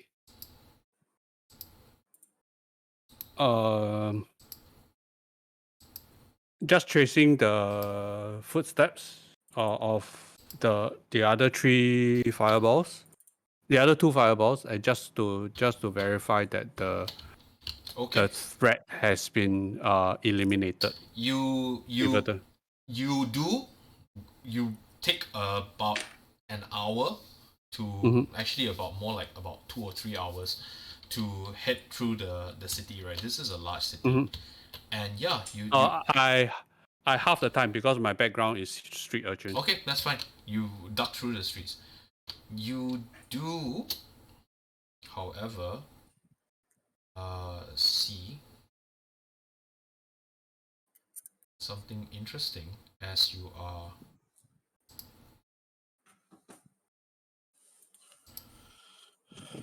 are headed to the third side. As you pass Yuxia's house, you sense a concentration of chi far more powerful than even Strixhaven. Okay. Far more powerful than Strixhaven. Yeah. Zero replica. Yeah, I mean, you know, the snarl is outside of Strixhaven, right? So, what's that thing? The Arcade Wanderer or something like that, right? Can't remember. You make me a perception check. Sure. That is a 11. Okay, never mind. You lose track. You lose track of where the fireball has gone. Okay. This is about an hour. What are you guys doing in the hour? The rest of you. Go back and let's track the other Jiangshi. Yeah, we'll go for the other Jiangshi. I mean, we catch up with them first one, obviously. You have no idea where Yifan has disappeared off to. You have no idea. But we can find Cang Tian, right? Yeah, Cang Tian is. You saw where Cang Tian ended up. You saw that Cang Tian was basically did an orbital death drop on a Junction. I've been perfecting this since season 1, episode 2. Okay. And this is where you are. You wander out, right, and you don't see Yifan. Yifan has basically disappeared.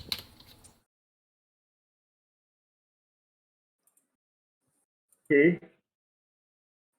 So are you staying where you are, or you're gonna try and trace? To look for Yifan. Let's look for Yifan. Yeah, let's look for Yifan. I think we should look for Yifan. Okay. In that hour. Actually, I forgot something that I wanted to do just now. In that hour, can I do something? Tell me what you want to do. Okay, so I'd like to use my last level 1 spell slot, right, to basically cast detect poison and disease onto like the area, like so the Jiangshi tracers, right? So I want to kind of like identify what kind of Jiangshi illnesses there are, right?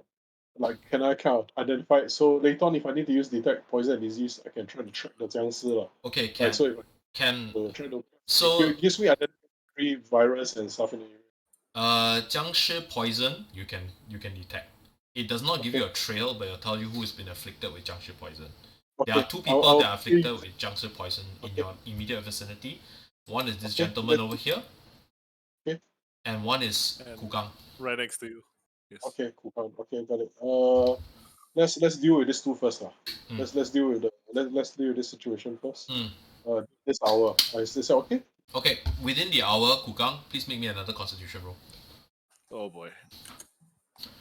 Can I give you guidance? Resistance. Sorry. If you want to. Yeah.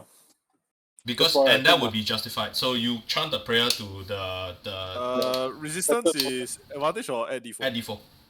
At D4. Okay. Rolling for save. Passed already. Yeah, Yay. Okay. I was thinking the other guy when he. The point where the arm that you got stabbed on, right, is showing the nails are blackening and lengthening, but it doesn't seem to be traveling past your elbow.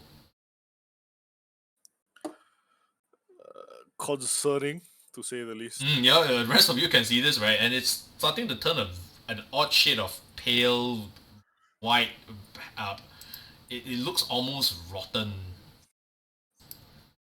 That is concerning. Yeah. I think you guys should go back to look for Sui Xian.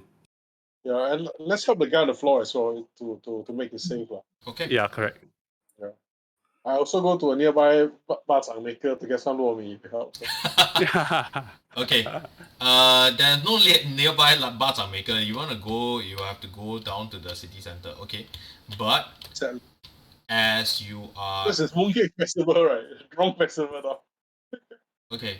But as you head back here, you head back to the magistrate's girl's house, right?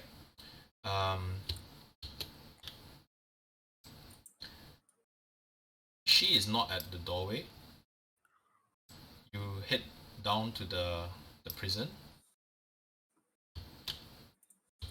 The prison area, right?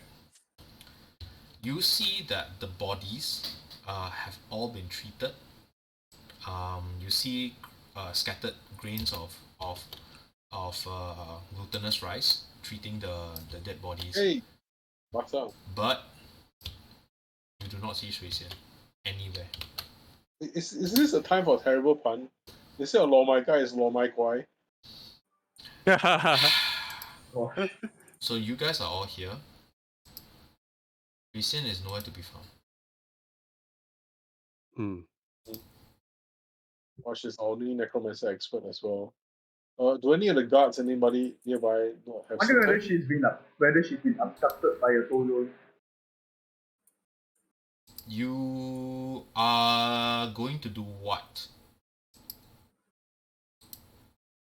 What, personally? Yeah, as in you say whether she's been abducted by a Toyo, right? What are you gonna do? I'm gonna basically I'm gonna turn on Divine Sense and look around. Divine Sense here gives you an indication that there is a taint of demonic energy. On the first floor, in the corner over here.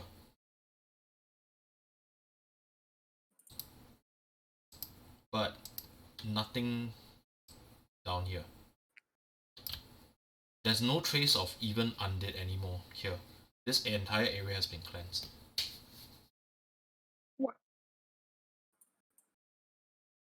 And you don't know cleansed by what? Or who? Not by magic. It has been cleansed by just basic know-hows. Just basically using things like scarlet string, vermilion,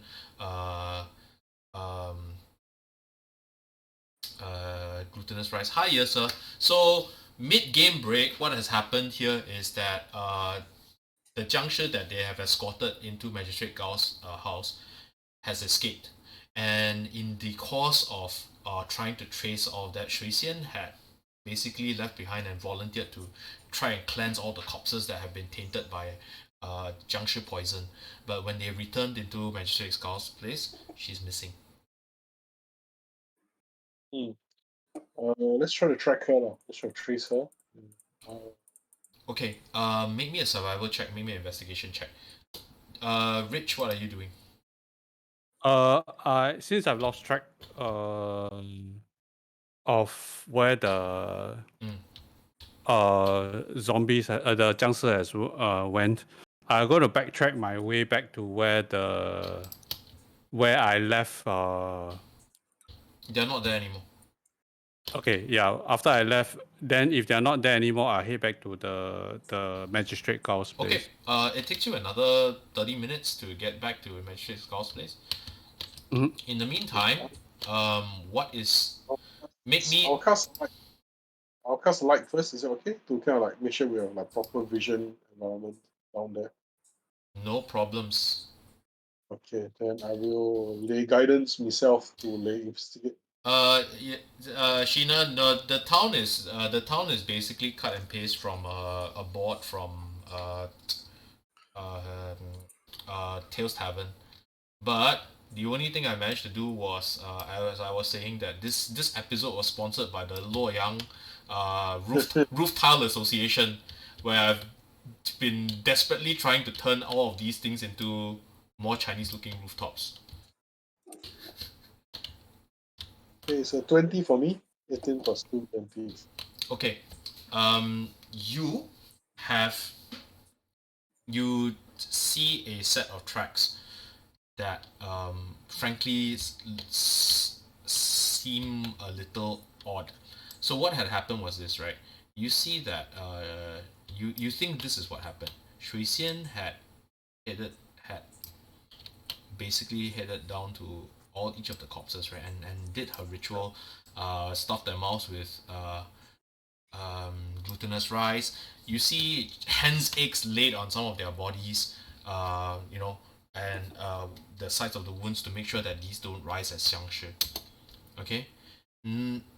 What had happened though is that as she was treating Magistrate Gao's body, you see a second set of footprints just next to her, just appear next to her. You see that her body seems to have collapsed prone next to this, and both of them just disappeared. Yeah. Okay. Then I say that is Yifan here?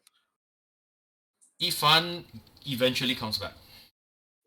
And then I say to the rest of the group, I can't point these things out and kind of like and I say I think this was the red robed assailant was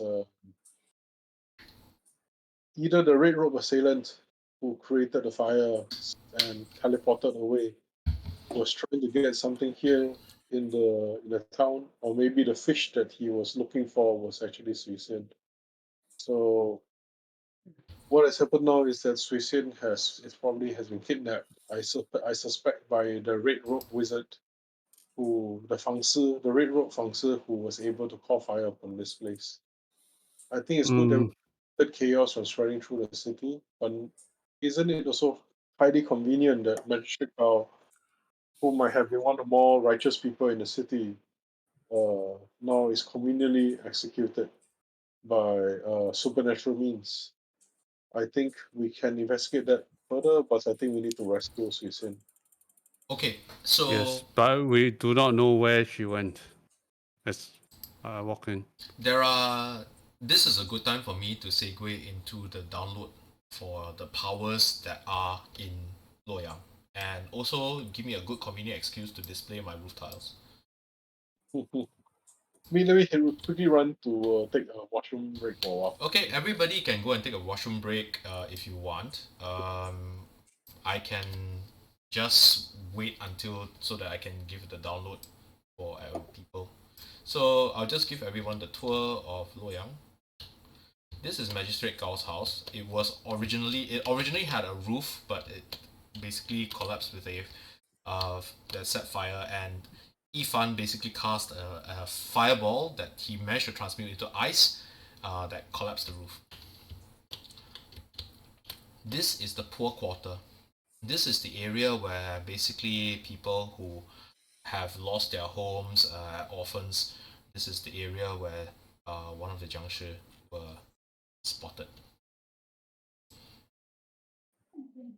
Okay, this is the city center, and as far as you know, this is where Duke Xie's house is, Duke Xie's residence is. Duke Xie happens to be one of the hereditary nobles in Luoyang, and Duke Xie himself is one of the very few aristocrats that have retained their title in this particular dynasty. This, as far as they can tell, is Strixhaven, or the equivalent of Strixhaven. There were mages, and there's a huge concentration of what feels like arcane energy here. This is a building where they've discovered that brocade guards apparently popped out of.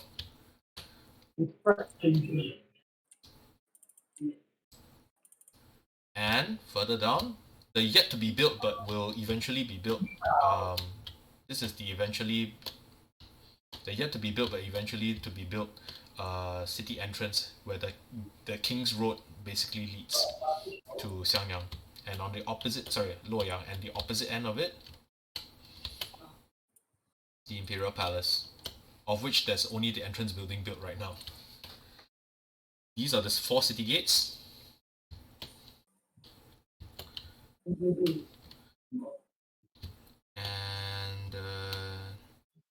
yeah, this is basically the city of Luoyang.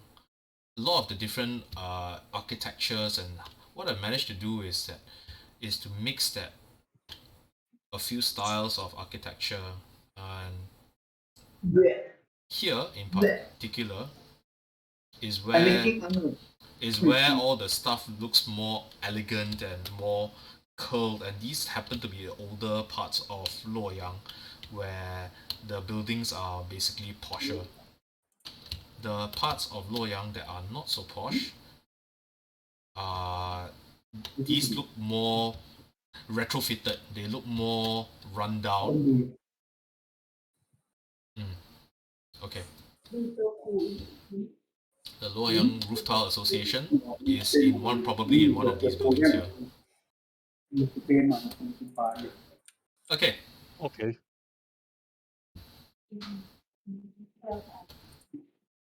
There are a few market squares. There are a few market squares in this entire city. One of them is here. There's one that leads up to the palace gates. The main city gate, the main market square is right in front of the city center, as these things tend to be. And here's another market square, but one thing that you managed to also surmise is that there's a slave quarter here somewhere. Let me see if I can find it. This city is really complicated.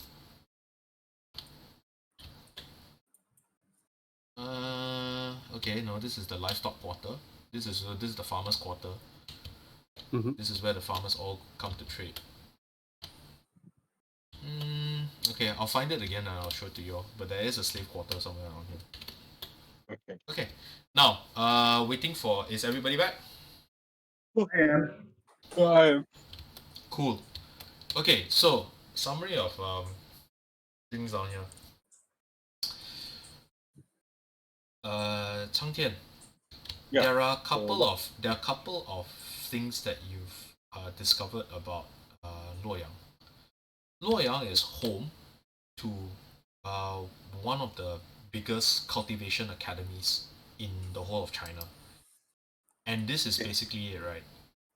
This is what they call the Xiulianfang, the area where the cultivators are basically sons of nobles, influential merchants and all that. They send their children down here in hopes that they would eventually break through to become well-known cultivators. This is the area. Okay. Duke Xie is a massive faction by himself in this city. In the course of his affirmation as an aristocrat of Luoyang, he has been denuded of his ability to maintain an army. I see. Okay.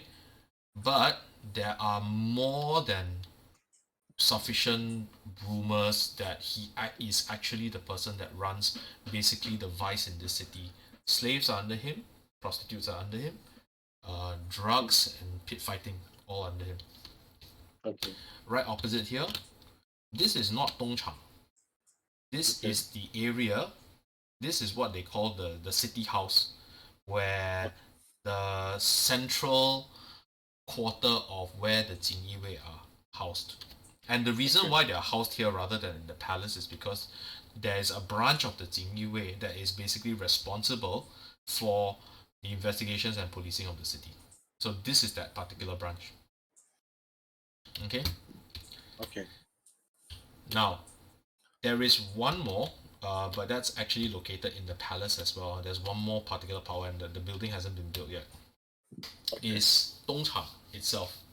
Dongchang itself is being run by a eunuch by the name of Eunuch Hua, which, if you recall, actually you've sort of encountered back in Wudang-san. Wudang, where he actually managed to bring an army of 600 or so soldiers to the foot of Wudang.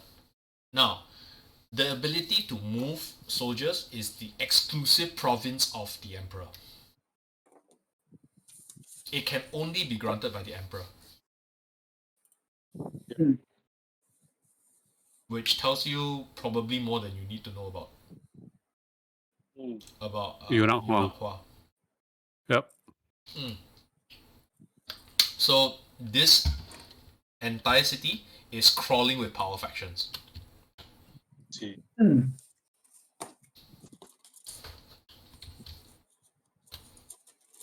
It's just not to Amu. It is not just Duke Say is looking for you. A lot of people are looking for you. That's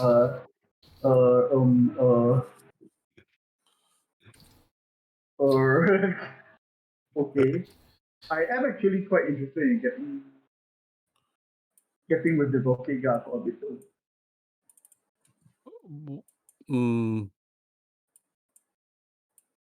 mean, what has I don't know. okay. So as a lot of you start moving out of the house, you hear people start filtering back into the house as the fire dies down.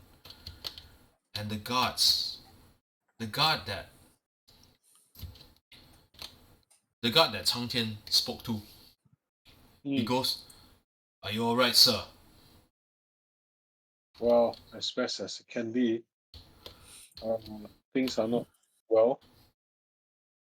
And we think then I look at Richard around and say, what's the next legal procedures that should happen? Do you need us to be witnesses? We need to find Magistrate Gao in the course of leaving this building. We had not seen him leave. Do you know where? Did you see him in the house? I look at then I kind of anybody here with history of like what's the actually I think I'll roll an investigation to like what's the legal procedure of like because I saw him he's dead, but then if we tell people he's dead, then later what's the implications? So I kind of want to roll a knowledge jianghu basically. You're basically asking about legal process lah. Legal process and also political expedience, I think. Okay, knowledge history is good now. Okay, got it. So anybody history on the roll? I have a +3 if you want. Yeah. That's pure intelligence roll. I got +3 Okay. So I will roll my investigation step for legal, and then you guys handle politics. 21. Okay. What is that roll for? History. It's more like because we know where Magistrate Gao is, right? He's dead in the basement, right? Mm-hmm. And then his corpse is still there, right? Mm-hmm. Well, half his corpse is still there. The other half. Then if we tell the guards that, then later I want to kind of like know what's the legal repercussions of that lah. Like basically, would it cause any trouble to anyone?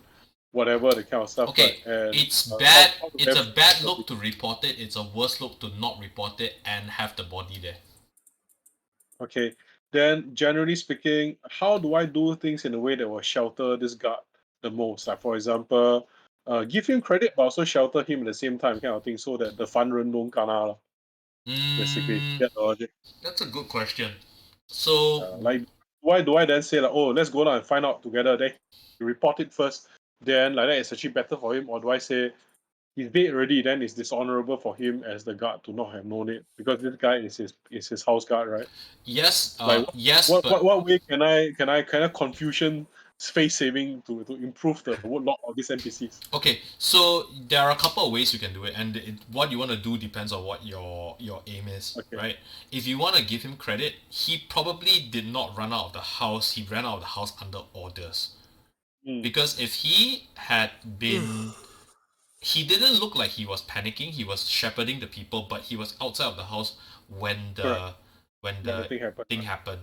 So he's probably under orders to basically evacuate the people, right? And very likely this was ordered by Magistrate Gao. Mm-hmm. So either way you do it, if you let him discover it together, that's fine. If you report it to him, it's still not great, but you're not exactly going to have repercussions on yourself because you reported it. Okay, got it. Then I just do what is the best for that for to make things smoothen out, and also because this is Jianghu logic, right? So in the future, Jianghu logic. Jianghu Guiji, basically the Brotherhood of Rivers and Lakes demands that I help these people like that. Then next in the future there will be the story when needed. This NPC will show up. One. We must follow genre conventions. Okay. Well done. Yeah. Okay, so I will basically just do what I think the means that will allow him to gain the life easiest for him. Okay, basically. if that's the case, right, then just bring him down. Bring him down to the place. I bring him down there later. I will kind of prep him for it, so he can take the hint that I don't have a good feeling about this, but I don't say anything so that he can be the one who say it first. Well, this one, the office. Okay, this is okay. Okay, Nick, you rolled a 21 for knowledge history, right? That's right. Someone will have to be promoted to replace Magistrate Gao. That someone has to be is traditionally these things are all basically they can either be personally appointed by the emperor or they can be recommended by the bureaucracy, and then there's political infighting and then there's a Dukes here. And yeah, it can be Dukes here, Hua Gong Gong. Any of the power factions could have a say in it. Okay, I think I'll ask the magistrate. Like in that case, do we know anyone who is? One thing, sorry, I'm just going to add out. One thing you do know is that Magistrate Gao, remember in his conversation with you, was appointed by the emperor. Yep. Originally. Yeah. Okay. It will also mean that the other factions might want to try to interfere. Yep. But also just remind you, the emperor right now is Jin. Yeah. Yep. Oh, when was he appointed? He didn't tell you. He didn't tell you. We can ask the guard.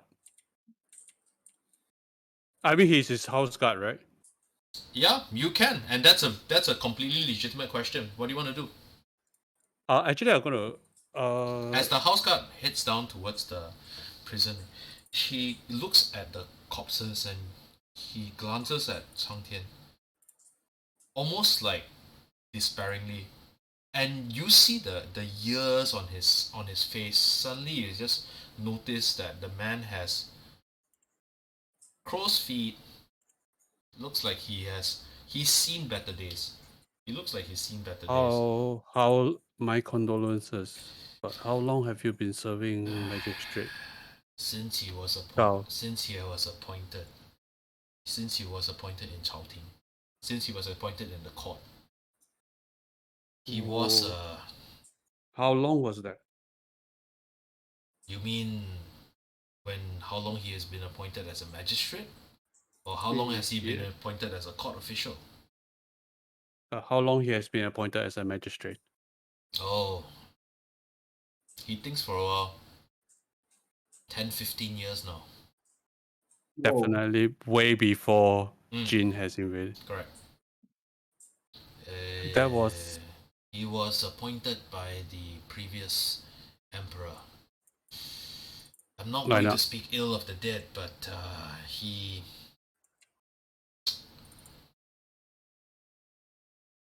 Oh, He we will was, not sisters. no, he says he was part of a faction back in the Imperial Courts that recommended not allying with the Jin to fight the Liao. Said that they could not be trusted.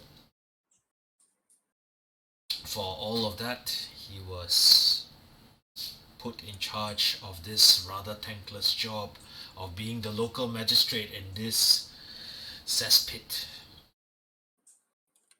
Okay. So that they are close to the bureaucracy that they can keep an eye on him. Yes, and without the real power to actually effect change of any sort. He was a good man. I've served him for many years. Served him as a young lad. Okay.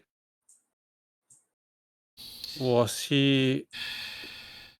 I look around and I actually look around and see if there is any other people around. Oh, he and his tall and thin rakish bodyguard that's here. So there's Wang Sa here and there's Yifan here. Oh, Sai. Can your guts be trusted? This one, he's been my friend. He's been my brother for how many years is it now? 30 years. 30 years. I said. 30 years. Then was he in the faction of against the pursuit of a particular hero? He thinks for a while and he says he was never liked by Qing Hui. Let's just put it that way.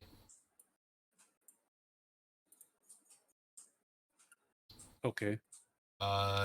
He's lived, but okay, so background to all of this, right? For those of you who are hearing this for the first time, UFA, the greatest Song general of his time, right? Basically, single-handedly fought the Jin by himself, effectively. Yes. Was betrayed by the minister Qing Hui.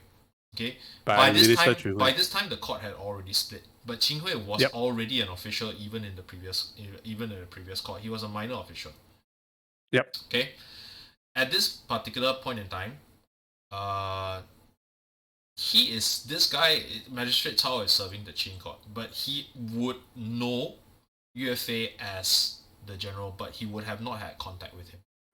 Yeah, because he's a Wen Guan or Wu Guan. No, not that he's a Wen Guan or Wu Guan. It's that he was driven out of court before UFA came into power. Rose. Yeah, before UFA rose. UFA was basically a young soldier at the time the Jin invaded, and he fought his way out. Qing Hui was also not very prominent during his time.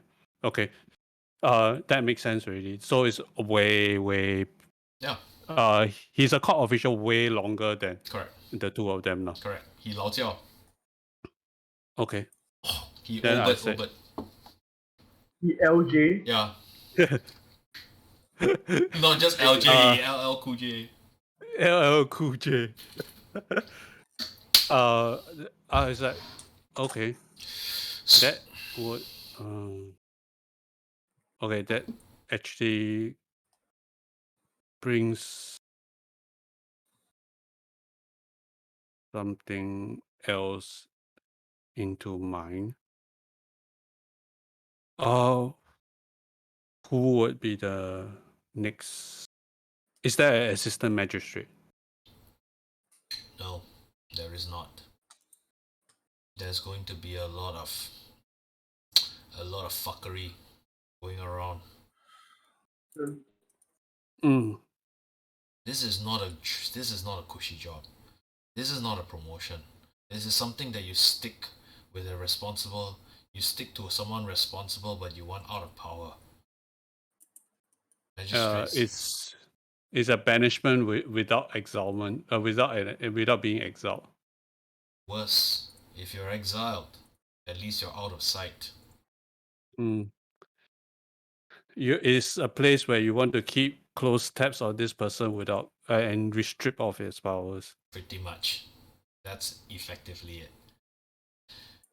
Until then, I guess the populace will have no way of redress.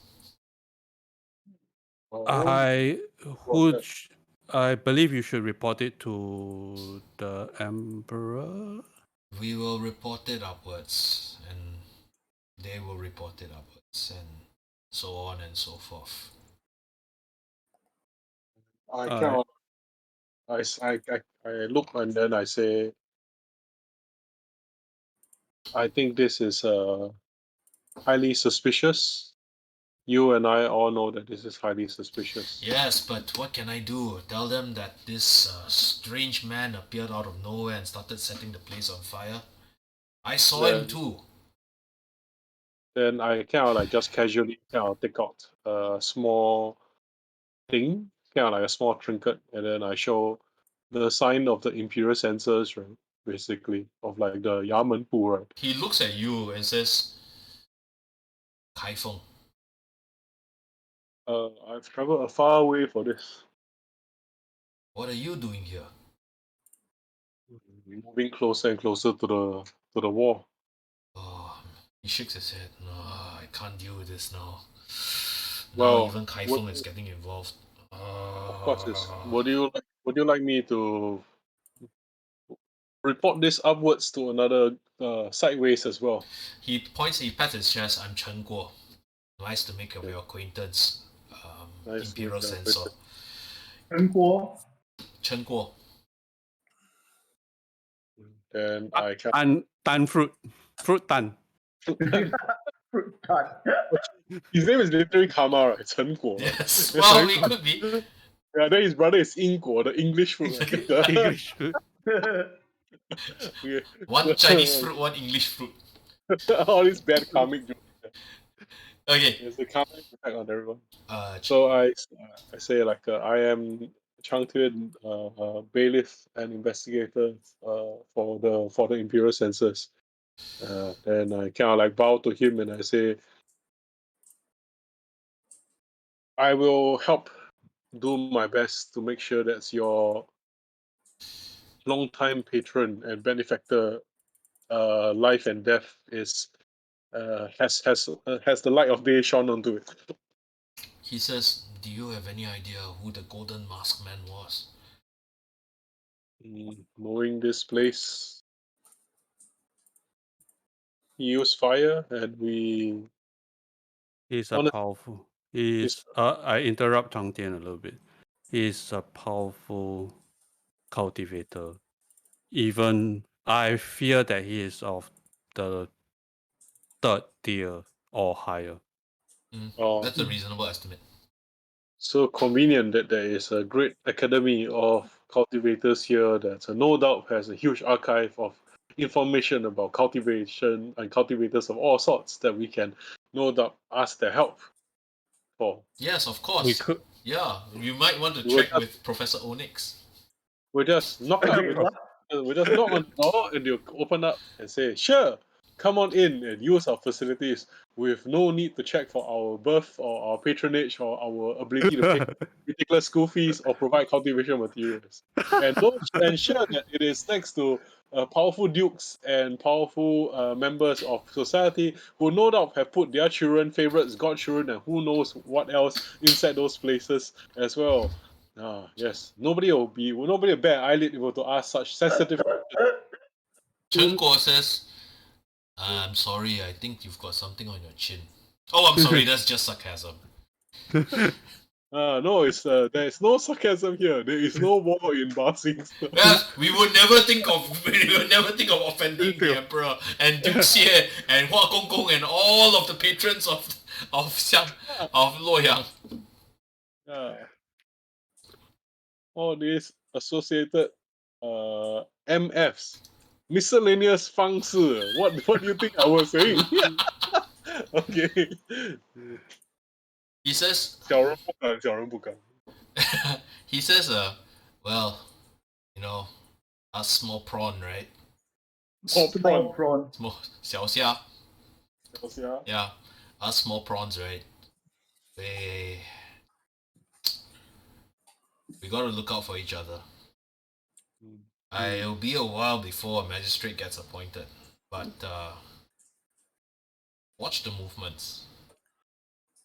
The rumor has it that Hua Gong has gotten a bee under his bonnet and is turning Luoyang upside down for some reason, and Duke Xie is also up to something. I can't tell what, but he's also more active than usual. All right. While we are at it, I'm actually curious if there anybody recently that are importing and or collecting a huge amount of medical herbs.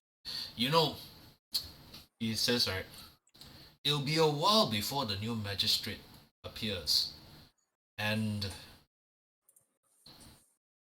says, we don't really have enough guards to look through the Yamen records, to guard the Yamen records. Right? Inguo. Yeah. I understand that there's certain times when the lack of guards is most prominent. Hopefully nothing happens to the records during those times. Yes, terrible. Absolutely terrible. Inguo, let's go out and help the refugees. Yes. We are the only two surviving guards after all. We must do our best to help the city of Luoyang. I say with my non-sarcastic voice. And hey, Inguo goes, hey dude, what the hell is going on? I don't understand what the hell just happened. the two of them are, come on, we need to go out. Obviously, one of them is the guy who actually gets around a little bit more in the store, right? Look, in every army, right, there is one sergeant that knows everything, and there's one sergeant that does everything. True. Correct?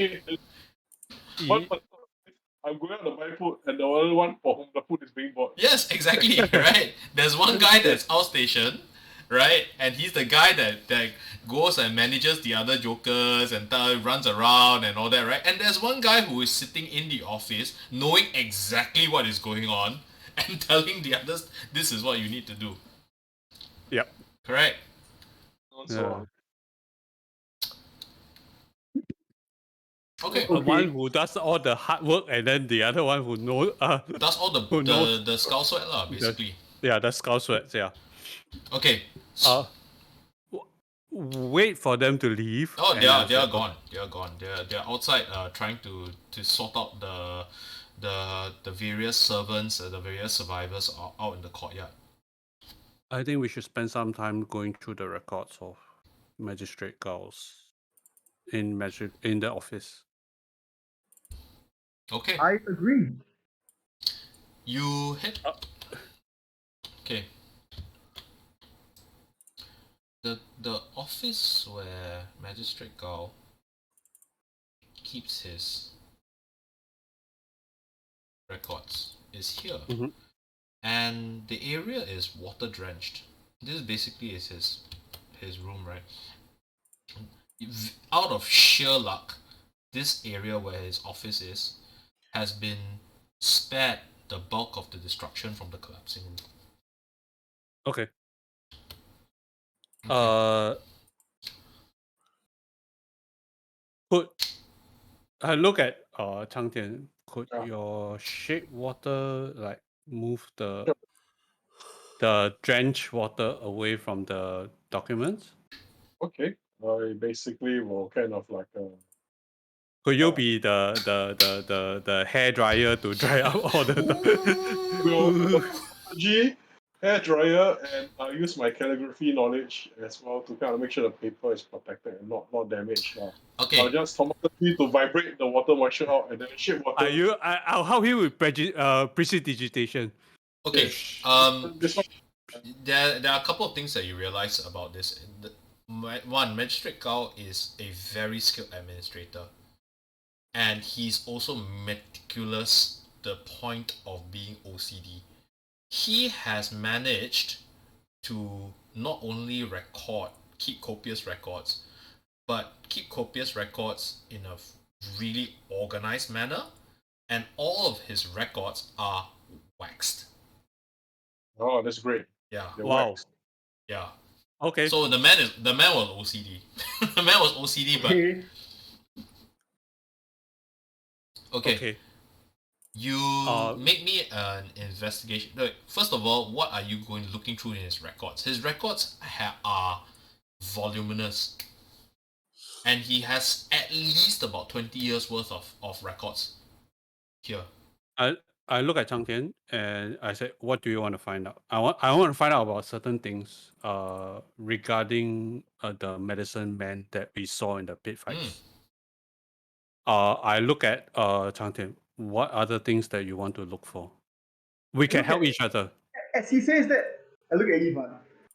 That is Nic here, right? You want to find out more about Ducia, right? I look at Amu. I mean, it is Nic here, right? The medicine man. Well, I have a few theories about the medicine man. So one of it is that Duke Xie might be building an additional army, and a huge army of medicine men, and that could be experiment 150 or something like that. And Let me ask you this, Yifan. Mhm. Why would you need an army like this? He can't have an army anymore.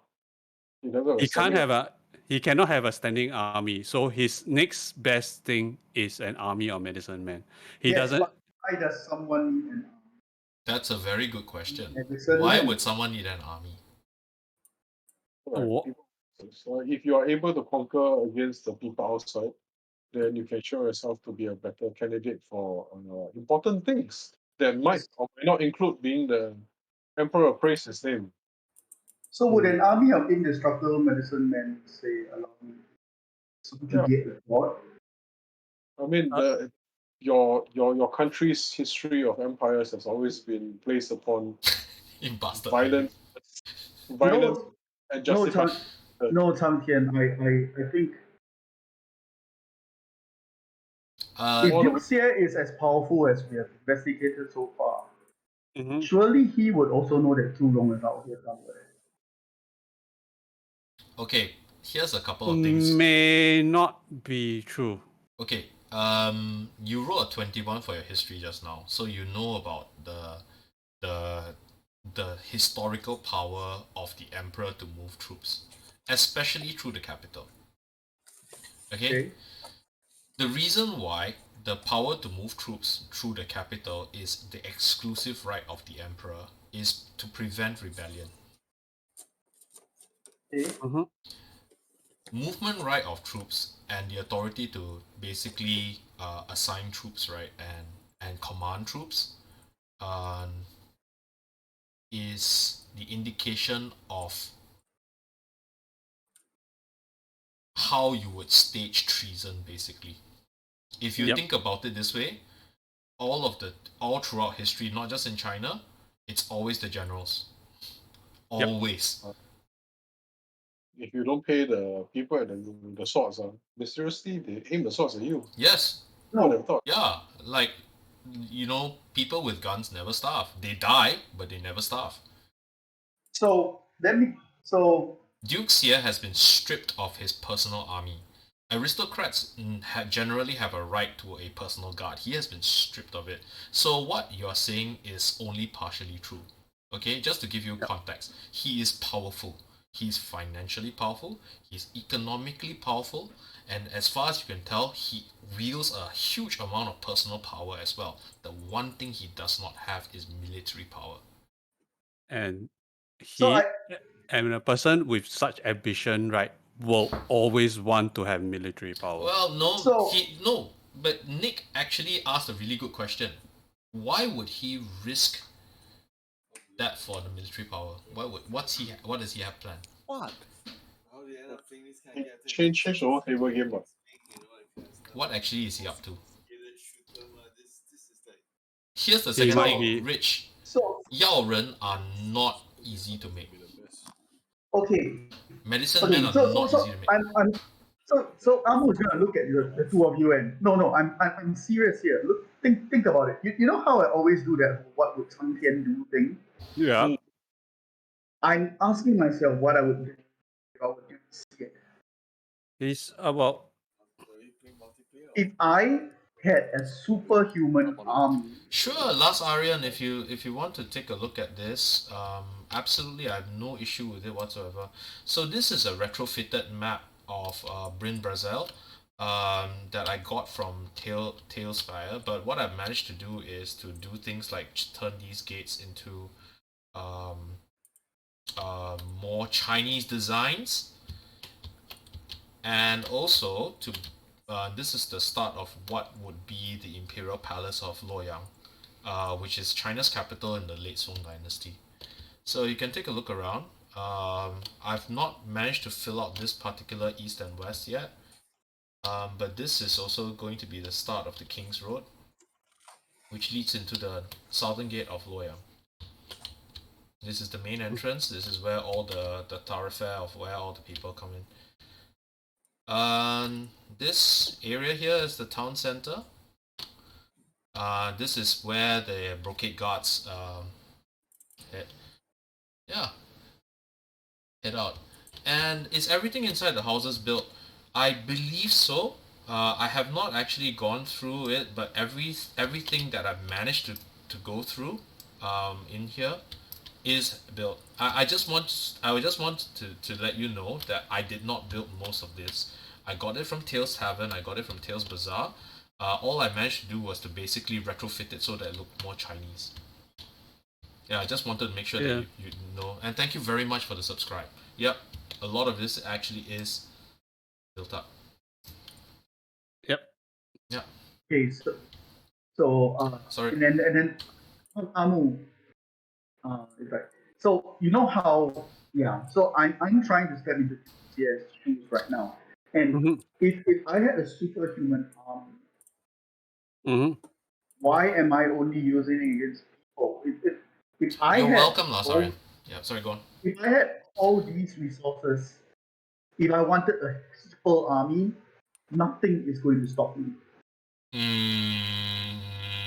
There's something called the Emperor. Yes. It is law. Okay. Let's assume one of these medicine men it's worth 20, 50 men.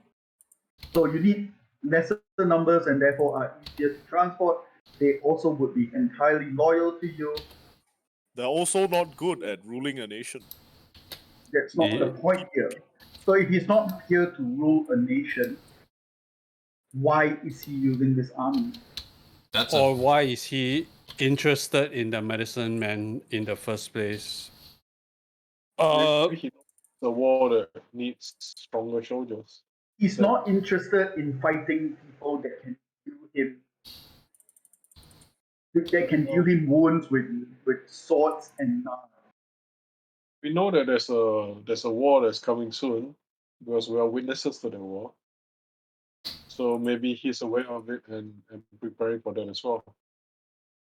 What if the war is not just against people? No, I mean the whole point is Ho Tzu wrong war. That's what I'm saying. Yeah. Yes. So that one. Well, maybe. And we won't know until we find a way into or understanding what he wants the medicine man for. That is true. Because you know that he's got one medicine man at least. You don't know what exactly he's doing. You don't know how many years. It's a whole it's conjecture so far, and you haven't even looked through the scrolls yet. Yep. You haven't even looked through the records yet. I think right now. What if Duke Xie and us have a similar agenda? We have. I don't really.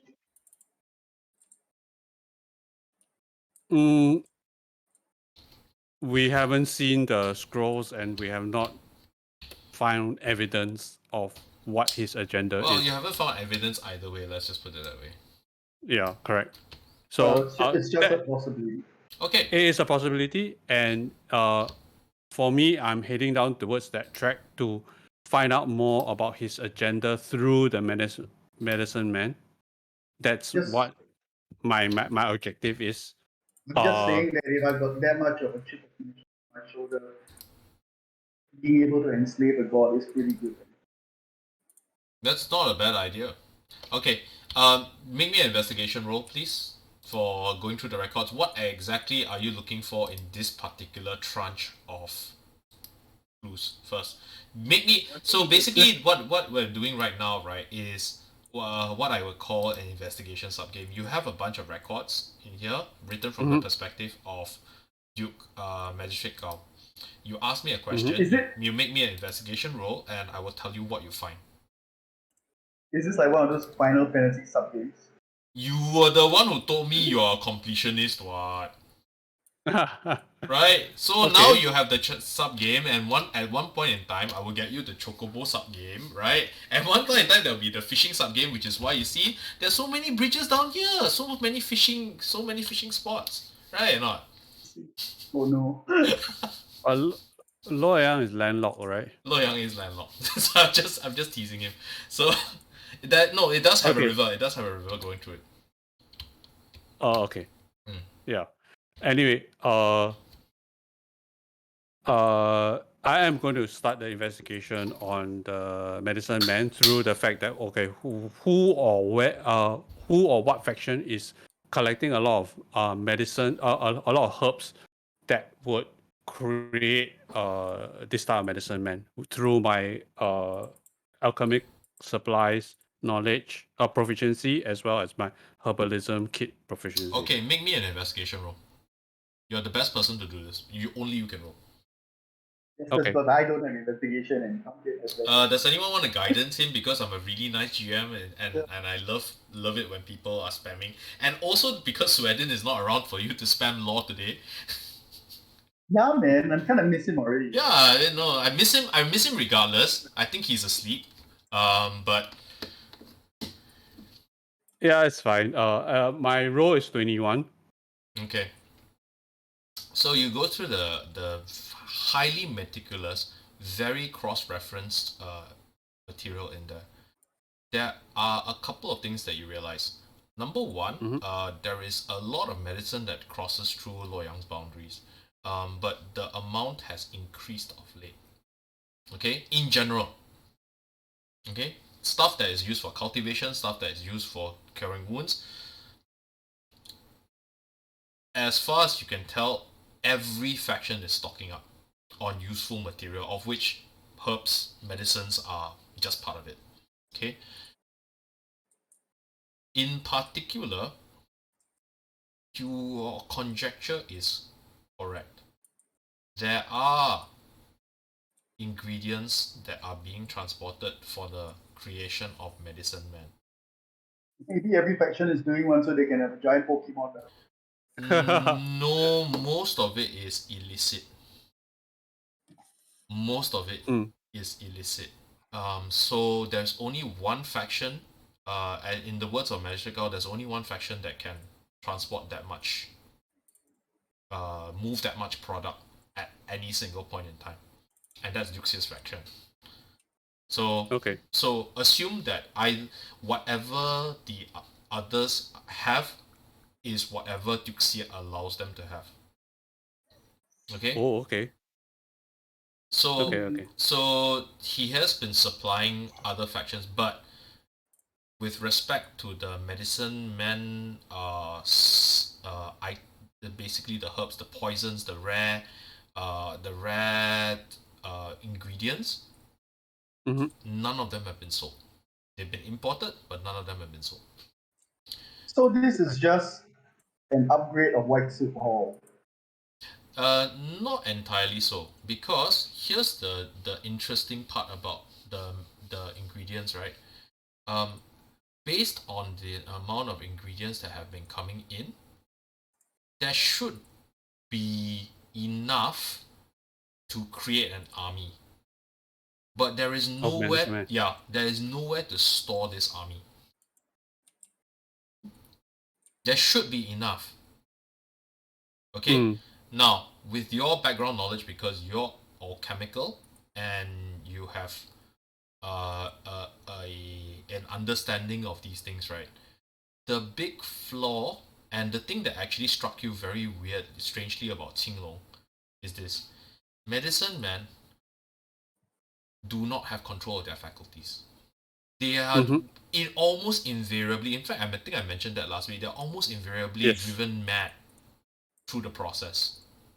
Yes, Driven- which is why Duke said had to be there. Which is why, as a selection for an army, that is very weird. However, two things about that medicine man. Not only was he clear-minded, he even had a conscience. Because he asked his opponent to Yes. to leave before he gets killed. Okay, and the last reference in there, a question mark, okay, is cross-reference with the Brocade Guards.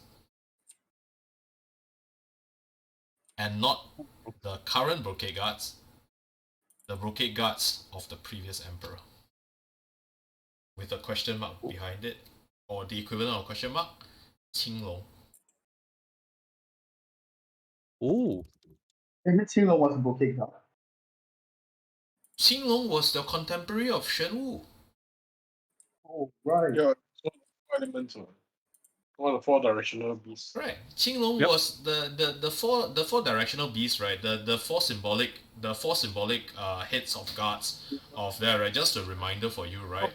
Qinglong was the head of the Jingyi Wei. Shen Wu is the basically the Underhand. the intel counter intel. Zhu He was the Scarlet Bird, right? Was the head of the concubines and the females, right? She's the only member of so basically the president's wife, the secret service that's in charge of the president's wives and the concubines and all of that, right? And Bai Hu is the martial leader. He's the general. He's in charge of training. He's like Ling Cong in the water margins. Yep. Okay, at this point, Amo slams both his hands onto the table and stands up. Hello. Okay, sorry. Oh. Yeah, no. I was trying to say something earlier, but my mic didn't pick up. Amu, go ahead first. I look at Amu. Yes. I need to speak to Qinglong. What? You want to speak to Qinglong? That is quite the leap of logic even for me. I love playing with Nick. This is the reason why I love playing with Nick. Look. Dangle. If I need to find out more about Shen Wu, perhaps it's best to speak to his contemporary. It is entirely true. True. Also remember the story that Mu Guiying told you, just to remind you also. Qinglong is supposed to be dead. Yeah, we're also told to be careful of by check out about Bai Hu as well. Like, Yes. So if all these personal brocade guard of the previous emperor are supposed to be dead, and we know they're not. They're not all supposed to be dead. Of the 4 of them, only Shen Wu was said to have survived. Shen Wu is known to have survived. Only Shen Wu. Amo looks at both Cang Tian and Yifan and looks at Cang Tian, Yifan and Wudang and says, "Look, I need to do something about this right now. I either need to speak to Qinglong, or I need to look for Shen or Master Shen. Okay. One is closer than the other." Okay. We can find Qinglong first, but we will probably need to go back to the fighting pits to find out where he is from. Right, that was exactly where I thought we should go. Okay. Any other questions? Or you haven't exhausted this particular mine yet, is it? Okay. This mine needs to be exhaustively Yes. Okay, fine. researched. If you wish to come with me, I will wait. And then after that, Amu looks really handsome. I look at Cang Tian. Yes. What do you want to? I mean, I think we're all looking very much at the Yao aspect of the Yao Ren and not really the Ren aspect. If Duke Xie is in charge of vice slaves, indentured chattel, everything comes in. The good thing about it is it all enters a grey area of the economy and a grey area of the law. They don't have rights. Now, if we to look through our righteous, recently deceased magistrate Gao's records, I'm sure we'll find out whose properties were repossessed for the glory of the great Han, whose estates were repossessed so that some general could get maybe extra armies or soldiers. Now, if we to look at a lot of people who were sent to the death gates to be executed or strangled because of laws that they broke, then mysteriously those people ended up in Duke Xie's dungeons. That might be a useful way to look for the Ren aspect of this Yao Ren. Not everybody may be as exceptional a martial artist as Xing Long to be able to resist this decay of their faculties. We might be able to find everybody else who served as an experiment process to get there as well. Well done. I think if we look here, we'll find all the missing people that we were supposed to find to help settle this miscarriage of justice. I like your idea, and I will assist you on your role. No. Remember, he's a consulting detective. In that, he's the consultant, he subcontract to you. He's subcontractor. Amu, while they're having that conversation, you would have noticed that Amu is grumbling to himself about nobody ever has normal armies. Nobody ever. Nobody has a armies of Jiangshi, armies of Yao Ren.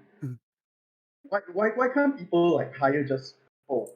We did. There was an entire army of people that came to attack us at the Taoist Mountain together with the Tai Jian, and then we had to send one of the higher level Tao Su to fight off the army. Yeah. And the other problem is because whenever we're using normal armies, then more people suffer because the armies are made of people too. Yep. So who will control an army of Jiangshi? The thing is that it's actually bad to control an army of Jiangshi because right now it looks like it's bad for the city because Jiangshi are running around. But imagine if an army of Jiangshi was to really happen, then Cang Tian clears his throat and points up at the heavens and says, you might end up invoking a plague of such a great celestial imbalance, 这种凶会造成 like greater interference from heaven. That is also true, and so far there's been no evidence that there's an army. There was just 6 of them that happened to have come here that basically got fucked around with by Necro Red Mask. Yes, by Necro Red Mask. So the thing is that anybody who disturbs, like for cultivators, we try to break against the laws of heaven, right? The will of heaven by cultivating already. Creating massive occult armies like this is a fool's task. You will bring down heaven's judgment sooner or later. And then later Cang Tian kind of slips his mortal persona and says, I think sooner or later heaven will come and collect. That is true. That is very, very true. But we must make sure that the people who are being turned into these monsters are allowed their chance to be free. I do not care for whether the people who did this are aristocrats, emperors, or whatever. If they break the laws of heaven and earth, they will be punished. Like when he says that, he says the last part, there's a certain coldness to it, basically. That's what we're supposed to do, isn't it? Okay, Rich, are you going to investigate the movement of people? Yes, I'm going to investigate the movement of people as per the suggestion of Cang Tian. Do I get an advantage? Yes, you. Can I use my calligraphic knowledge and my investigation to help catalog all these things? That's my flavor for my consulting agency. Sure. To him, everything is placed nicely, and then we start looking at like holes in the data, like, hey, this one more wax recently than others, the kind of things. Sure, that's fine. And I give guidance. So I'm the supremely consulting, subcontracting detective. No. You're the main con. That's all you do, and you just pass all the things to the subcontractors. Yeah, because I don't. It doesn't actually matter whether you succeed or not. I come here, I collect my consultant fees, I go out. Yeah. Okay. Okay, my total roll is 27. Oh, See. I will see my impact assessment on myself is very good. okay. Yes, it is. Yes, it is. Self-praise on self. There are a couple of exactly as Cang Tian suspected. The slave trade, or rather the movement of persons, right? Convicts, dispossessed, tax delinquents, prisoners, deserters, you name it, right? You name it, there's a huge long list of it, and Duxia has a particular talent for making sure that these people are well used. It's basically a Wei Zhongxian guy, basically. Yeah, pretty much. He's pretty much. He's a Wei Zhongxian. Yeah. Okay. What has happened in this is this. A couple of them have been kept by Duke Xie. By and large, these are large, healthy males. Not necessarily cultivators, not necessarily soldiers, just large, healthy males. Okay? Big Ken Liao. Yeah, like 多下 can already. I don't care whether you are I don't care whether you have talent or you're martial arts, you can have 2 left feet, I don't really care. I can turn one of them into a right foot, doesn't matter. Okay? So that's where, but there's an observation that Magistrate Gao has made. A large number of the slaves are exported to Shanxi. A large number, like inordinate number of them, end up in Shanxi. What's in Shanxi now? He doesn't know. Okay. We could go to Shanxi to find out. You could. It would be more under the radar. It could, entirely so. How far is Shanxi? Let me do a quick Google. We consult our Ling Wen. Lingwen. Consult Ling Wen, aka Google. But actually no, it's Baidu because this is Chinese. Okay. Anyway, you find a large number of them heading up to Shanxi. Due to the crackdown on technological firms, we cannot access your request. Is that what happens after they crack down on computer agencies? Yeah, now it's 3 cents. 3 cents. Going down to 2 cents, going down to 1 cent, so will be. Yeah. Okay, so Shanxi province, right, is just north of Luoyang. It's north. No, it's actually west. Shanxi and her. I just checked the Google Maps. It's actually just west. So it would be a day trip? Not really. It's 5 hours by car, so it would probably be about. But we have Xing Gong our car very fast. It would be about a week, maybe. Not far. It's not far from here. Yeah, not far from here. How is 5 hours by car? Okay, Because there are no roads, or rather, the roads are not the same state as they are by modern standards. Yep. There's one that has a big well, long well. It's the Changjing Lu.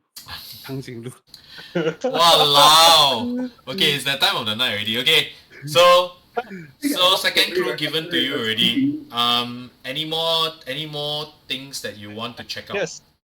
I would like to find out whether there's a certain shadow absence of information about. I have a suspicion that Duke say is Xuan Wu lah, but I want to kind of like look around and poke around to see whether my good friend, my deceased friend, I kind of like pray for this 49 days for his spirit to help me in investigations, right?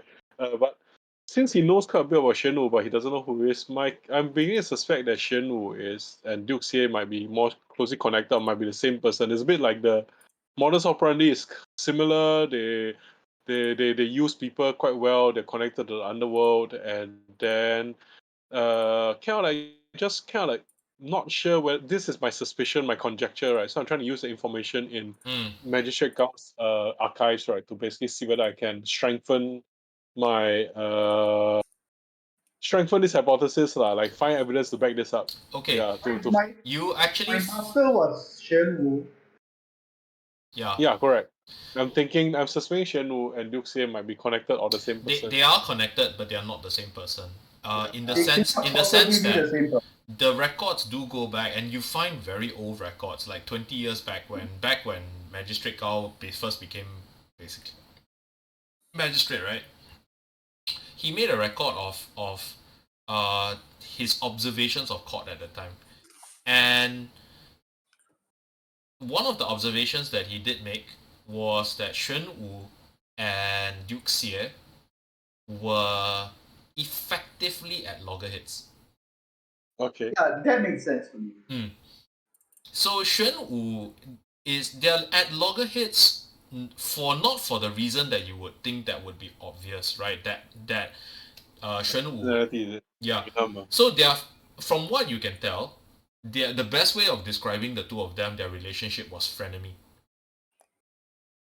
So your observation is absolutely right. They are basically kind of similar piece to a pot, but their differences is this. Their difference is this.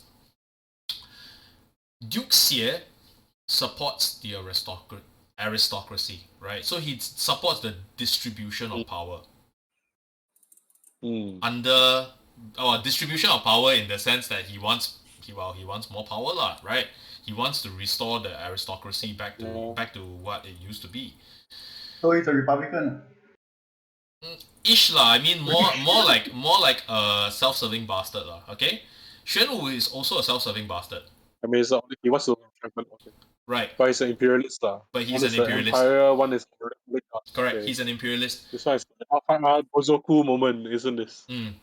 This is the. So the two of them have the records, right? Are not entirely accurate because Magistrate Gao is not high ranking enough to be let into that inner circle, but he has observed that the two of them at some point in time have cooperated on certain things and have been at loggerheads at certain things. Oh my god, it's Barry's and Littlefinger. Yeah, pretty much. That's not a bad way of describing it. The two of them are effectively the same type of personality, they just have different aims. And different skill sets. Makes sense. Then later this gives us a stronger idea of why Duke Xie is looking for you lah. It's one of the reasons why Duke Xie may be looking for you. I put the sword on the table, the one that we trace back from. Okay. See, look. Ken will train me for a reason. And he has given me all these things that point me in the direction of use. The question now is, why? Why?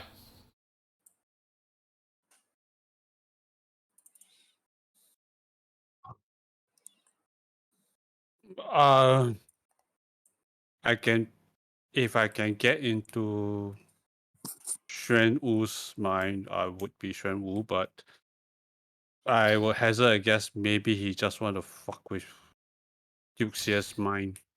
No, you don't. You see, the thing is, if what I have found out in this city about myself is true, let's assume it is, right? Hey Drew, how are you? When they came and hunted me down, General would have just told me to go on, leave somewhere else, go live your life. That would be the smart thing. That is entirely true. But he laid a trail. He laid a trail for you. He set a trail of breadcrumbs and gave me this sword, which would invariably lead back to Xie. Yeah, absolutely. Agree. So again, remind you, Duke Xie has been known to work with Shen Wu. Duke Xie has also been known to be at loggerheads with Shen Wu. And at this particular point in time, you can't tell which one it is. We need to find out what's going on in Shanxi. It's the only safe bet. It is. It's not a bad idea. It's not a bad idea. I think the first thing we should do is you want to talk to Qinglong? No, not yet. Not yet. Okay. There's also the small problem that Shui Xian has gone missing also. Yes, and there's also all the souls of the dead that have been caught up in this by this by this golden mask entity. I suspect we can find out where Shui Xian is if we went to visit. One last thing, that one last angle you haven't looked at, which is, I'm just going to drop the hint right now. No one has looked into Hua Gong Gong. No one. Yes. I scared I look at him, he look back, you see. Yeah, so I'm right now pretending I can't see him, so maybe he won't see me. 看不见，听不到。 Okay, if we want to look for Xiaomei, the best place to start is probably we went to He went to where? Yeah. Ziyi. That is also true. Ziyi, the information broker. Oh, okay. I've also gotten the trail of the Jiangshi smell, the Jiangshi disease is like, right? The Jiangshi That virus is is like, right? very well done. Yes. Yes. So if you want, you can, once you find the large picture of the data, you put me in the area, I can bloodhound the data in smaller areas using detect poison and disease. Basically. That's entirely And fair. then I can also detect magic you can start layering two things up. Detect magic from Richard, detect poison from me, to necromancy plus Jiangshi to kind of find a trail for that, you see. That's entirely Yeah, fair. because yes, we can. Yeah. But we just need to narrow the larger area. Okay. Yeah. You have enough time, effectively, for one more question with the books before the guards decide that this fuckery is enough.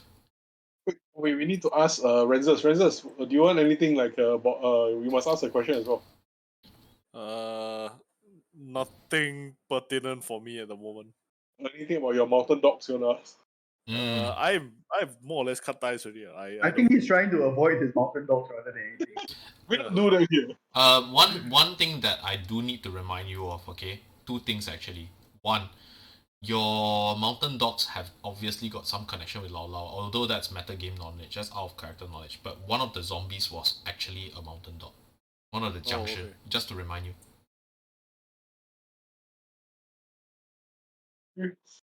Also, the other thing about it is, the Jiangshi also a bit suspicious. Remember, some of their records seem to have been falsified. Yes. I think the best thing we can actually use the last question for, right, friends, is actually our connection, the magistrate's connection over to Shui Xian's master. So that in case things don't go well, we can call in Gordon. Yeah, it's like, okay, I will spend my question for a summon spell. Would you like to call a friend? I have no shame on. That is an excellent question actually. Okay. I like to use my knowledge tactically to gain summons of Hong Kong high level characters. Okay, and with this, right, once I answer the question, we will autosave because it's getting late, okay? Okay. Here's the thing. You find a series of personal correspondences between Magistrate Gao and Taoist Ma, Shui Xian's master. And this correspondence, right, goes way, way, way back. As far as you can tell. In fact, you cannot find the start of the correspondence. You can find part of the correspondence as you go on, but you cannot find anything that indicates this is the first time that they've corresponded, right? It goes on for almost 20 years.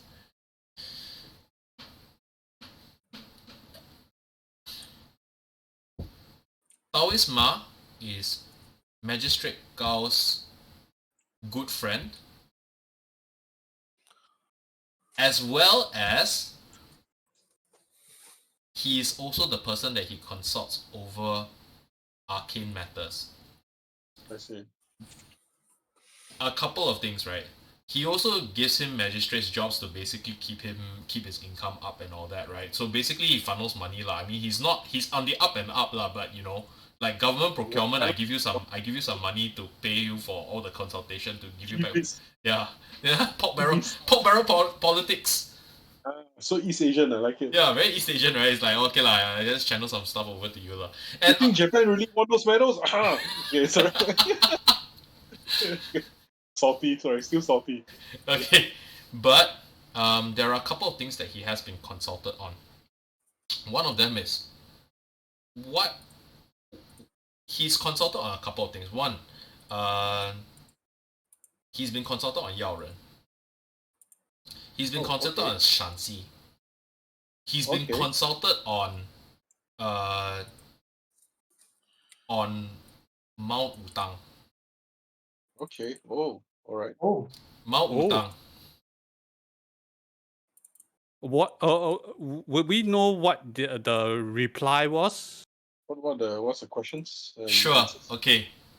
So tactical knowledge aside, right? Insist on giving you strategic knowledge. Okay. Insist. Too bad. No summoning of Bahamut for you.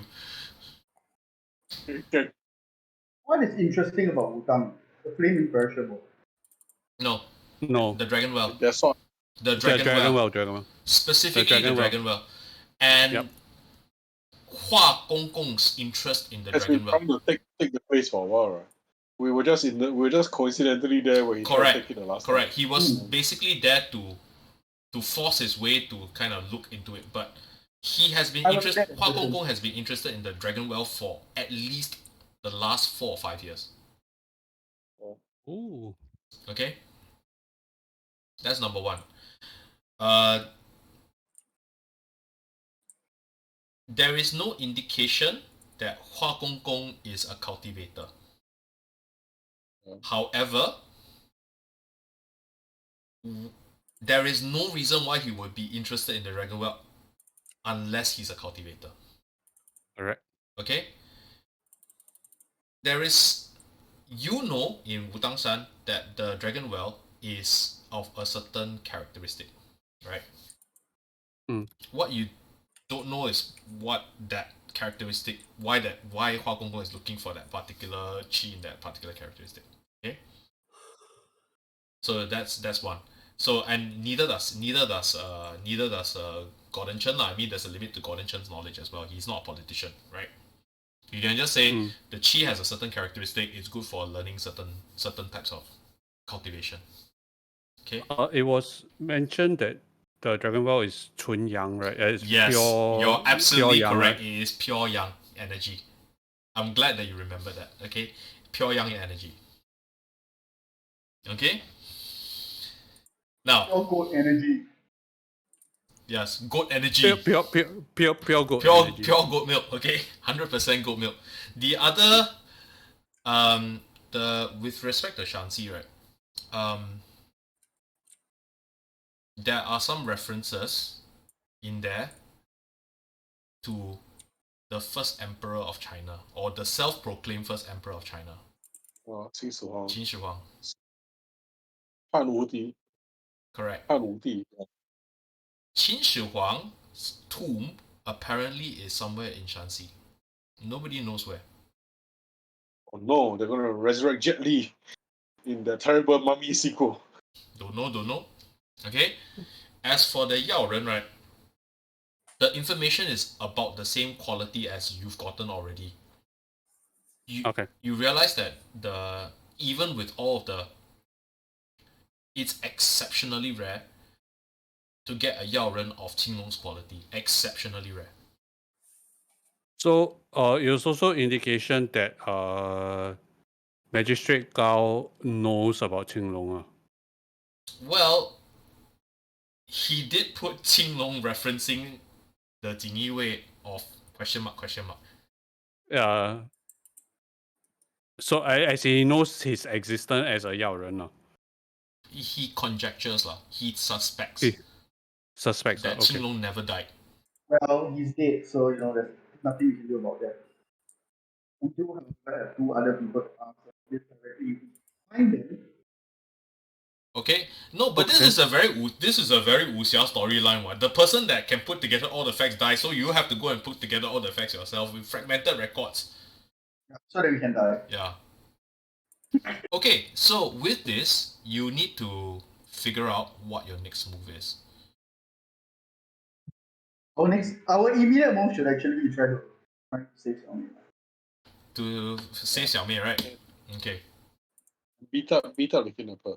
I'll give you 2 more clues before we close up. Number 1. Okay.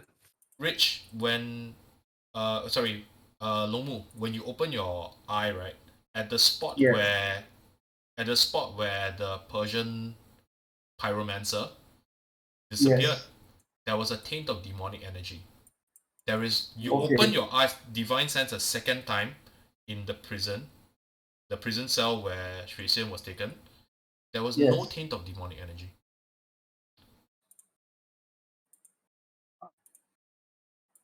So she was not.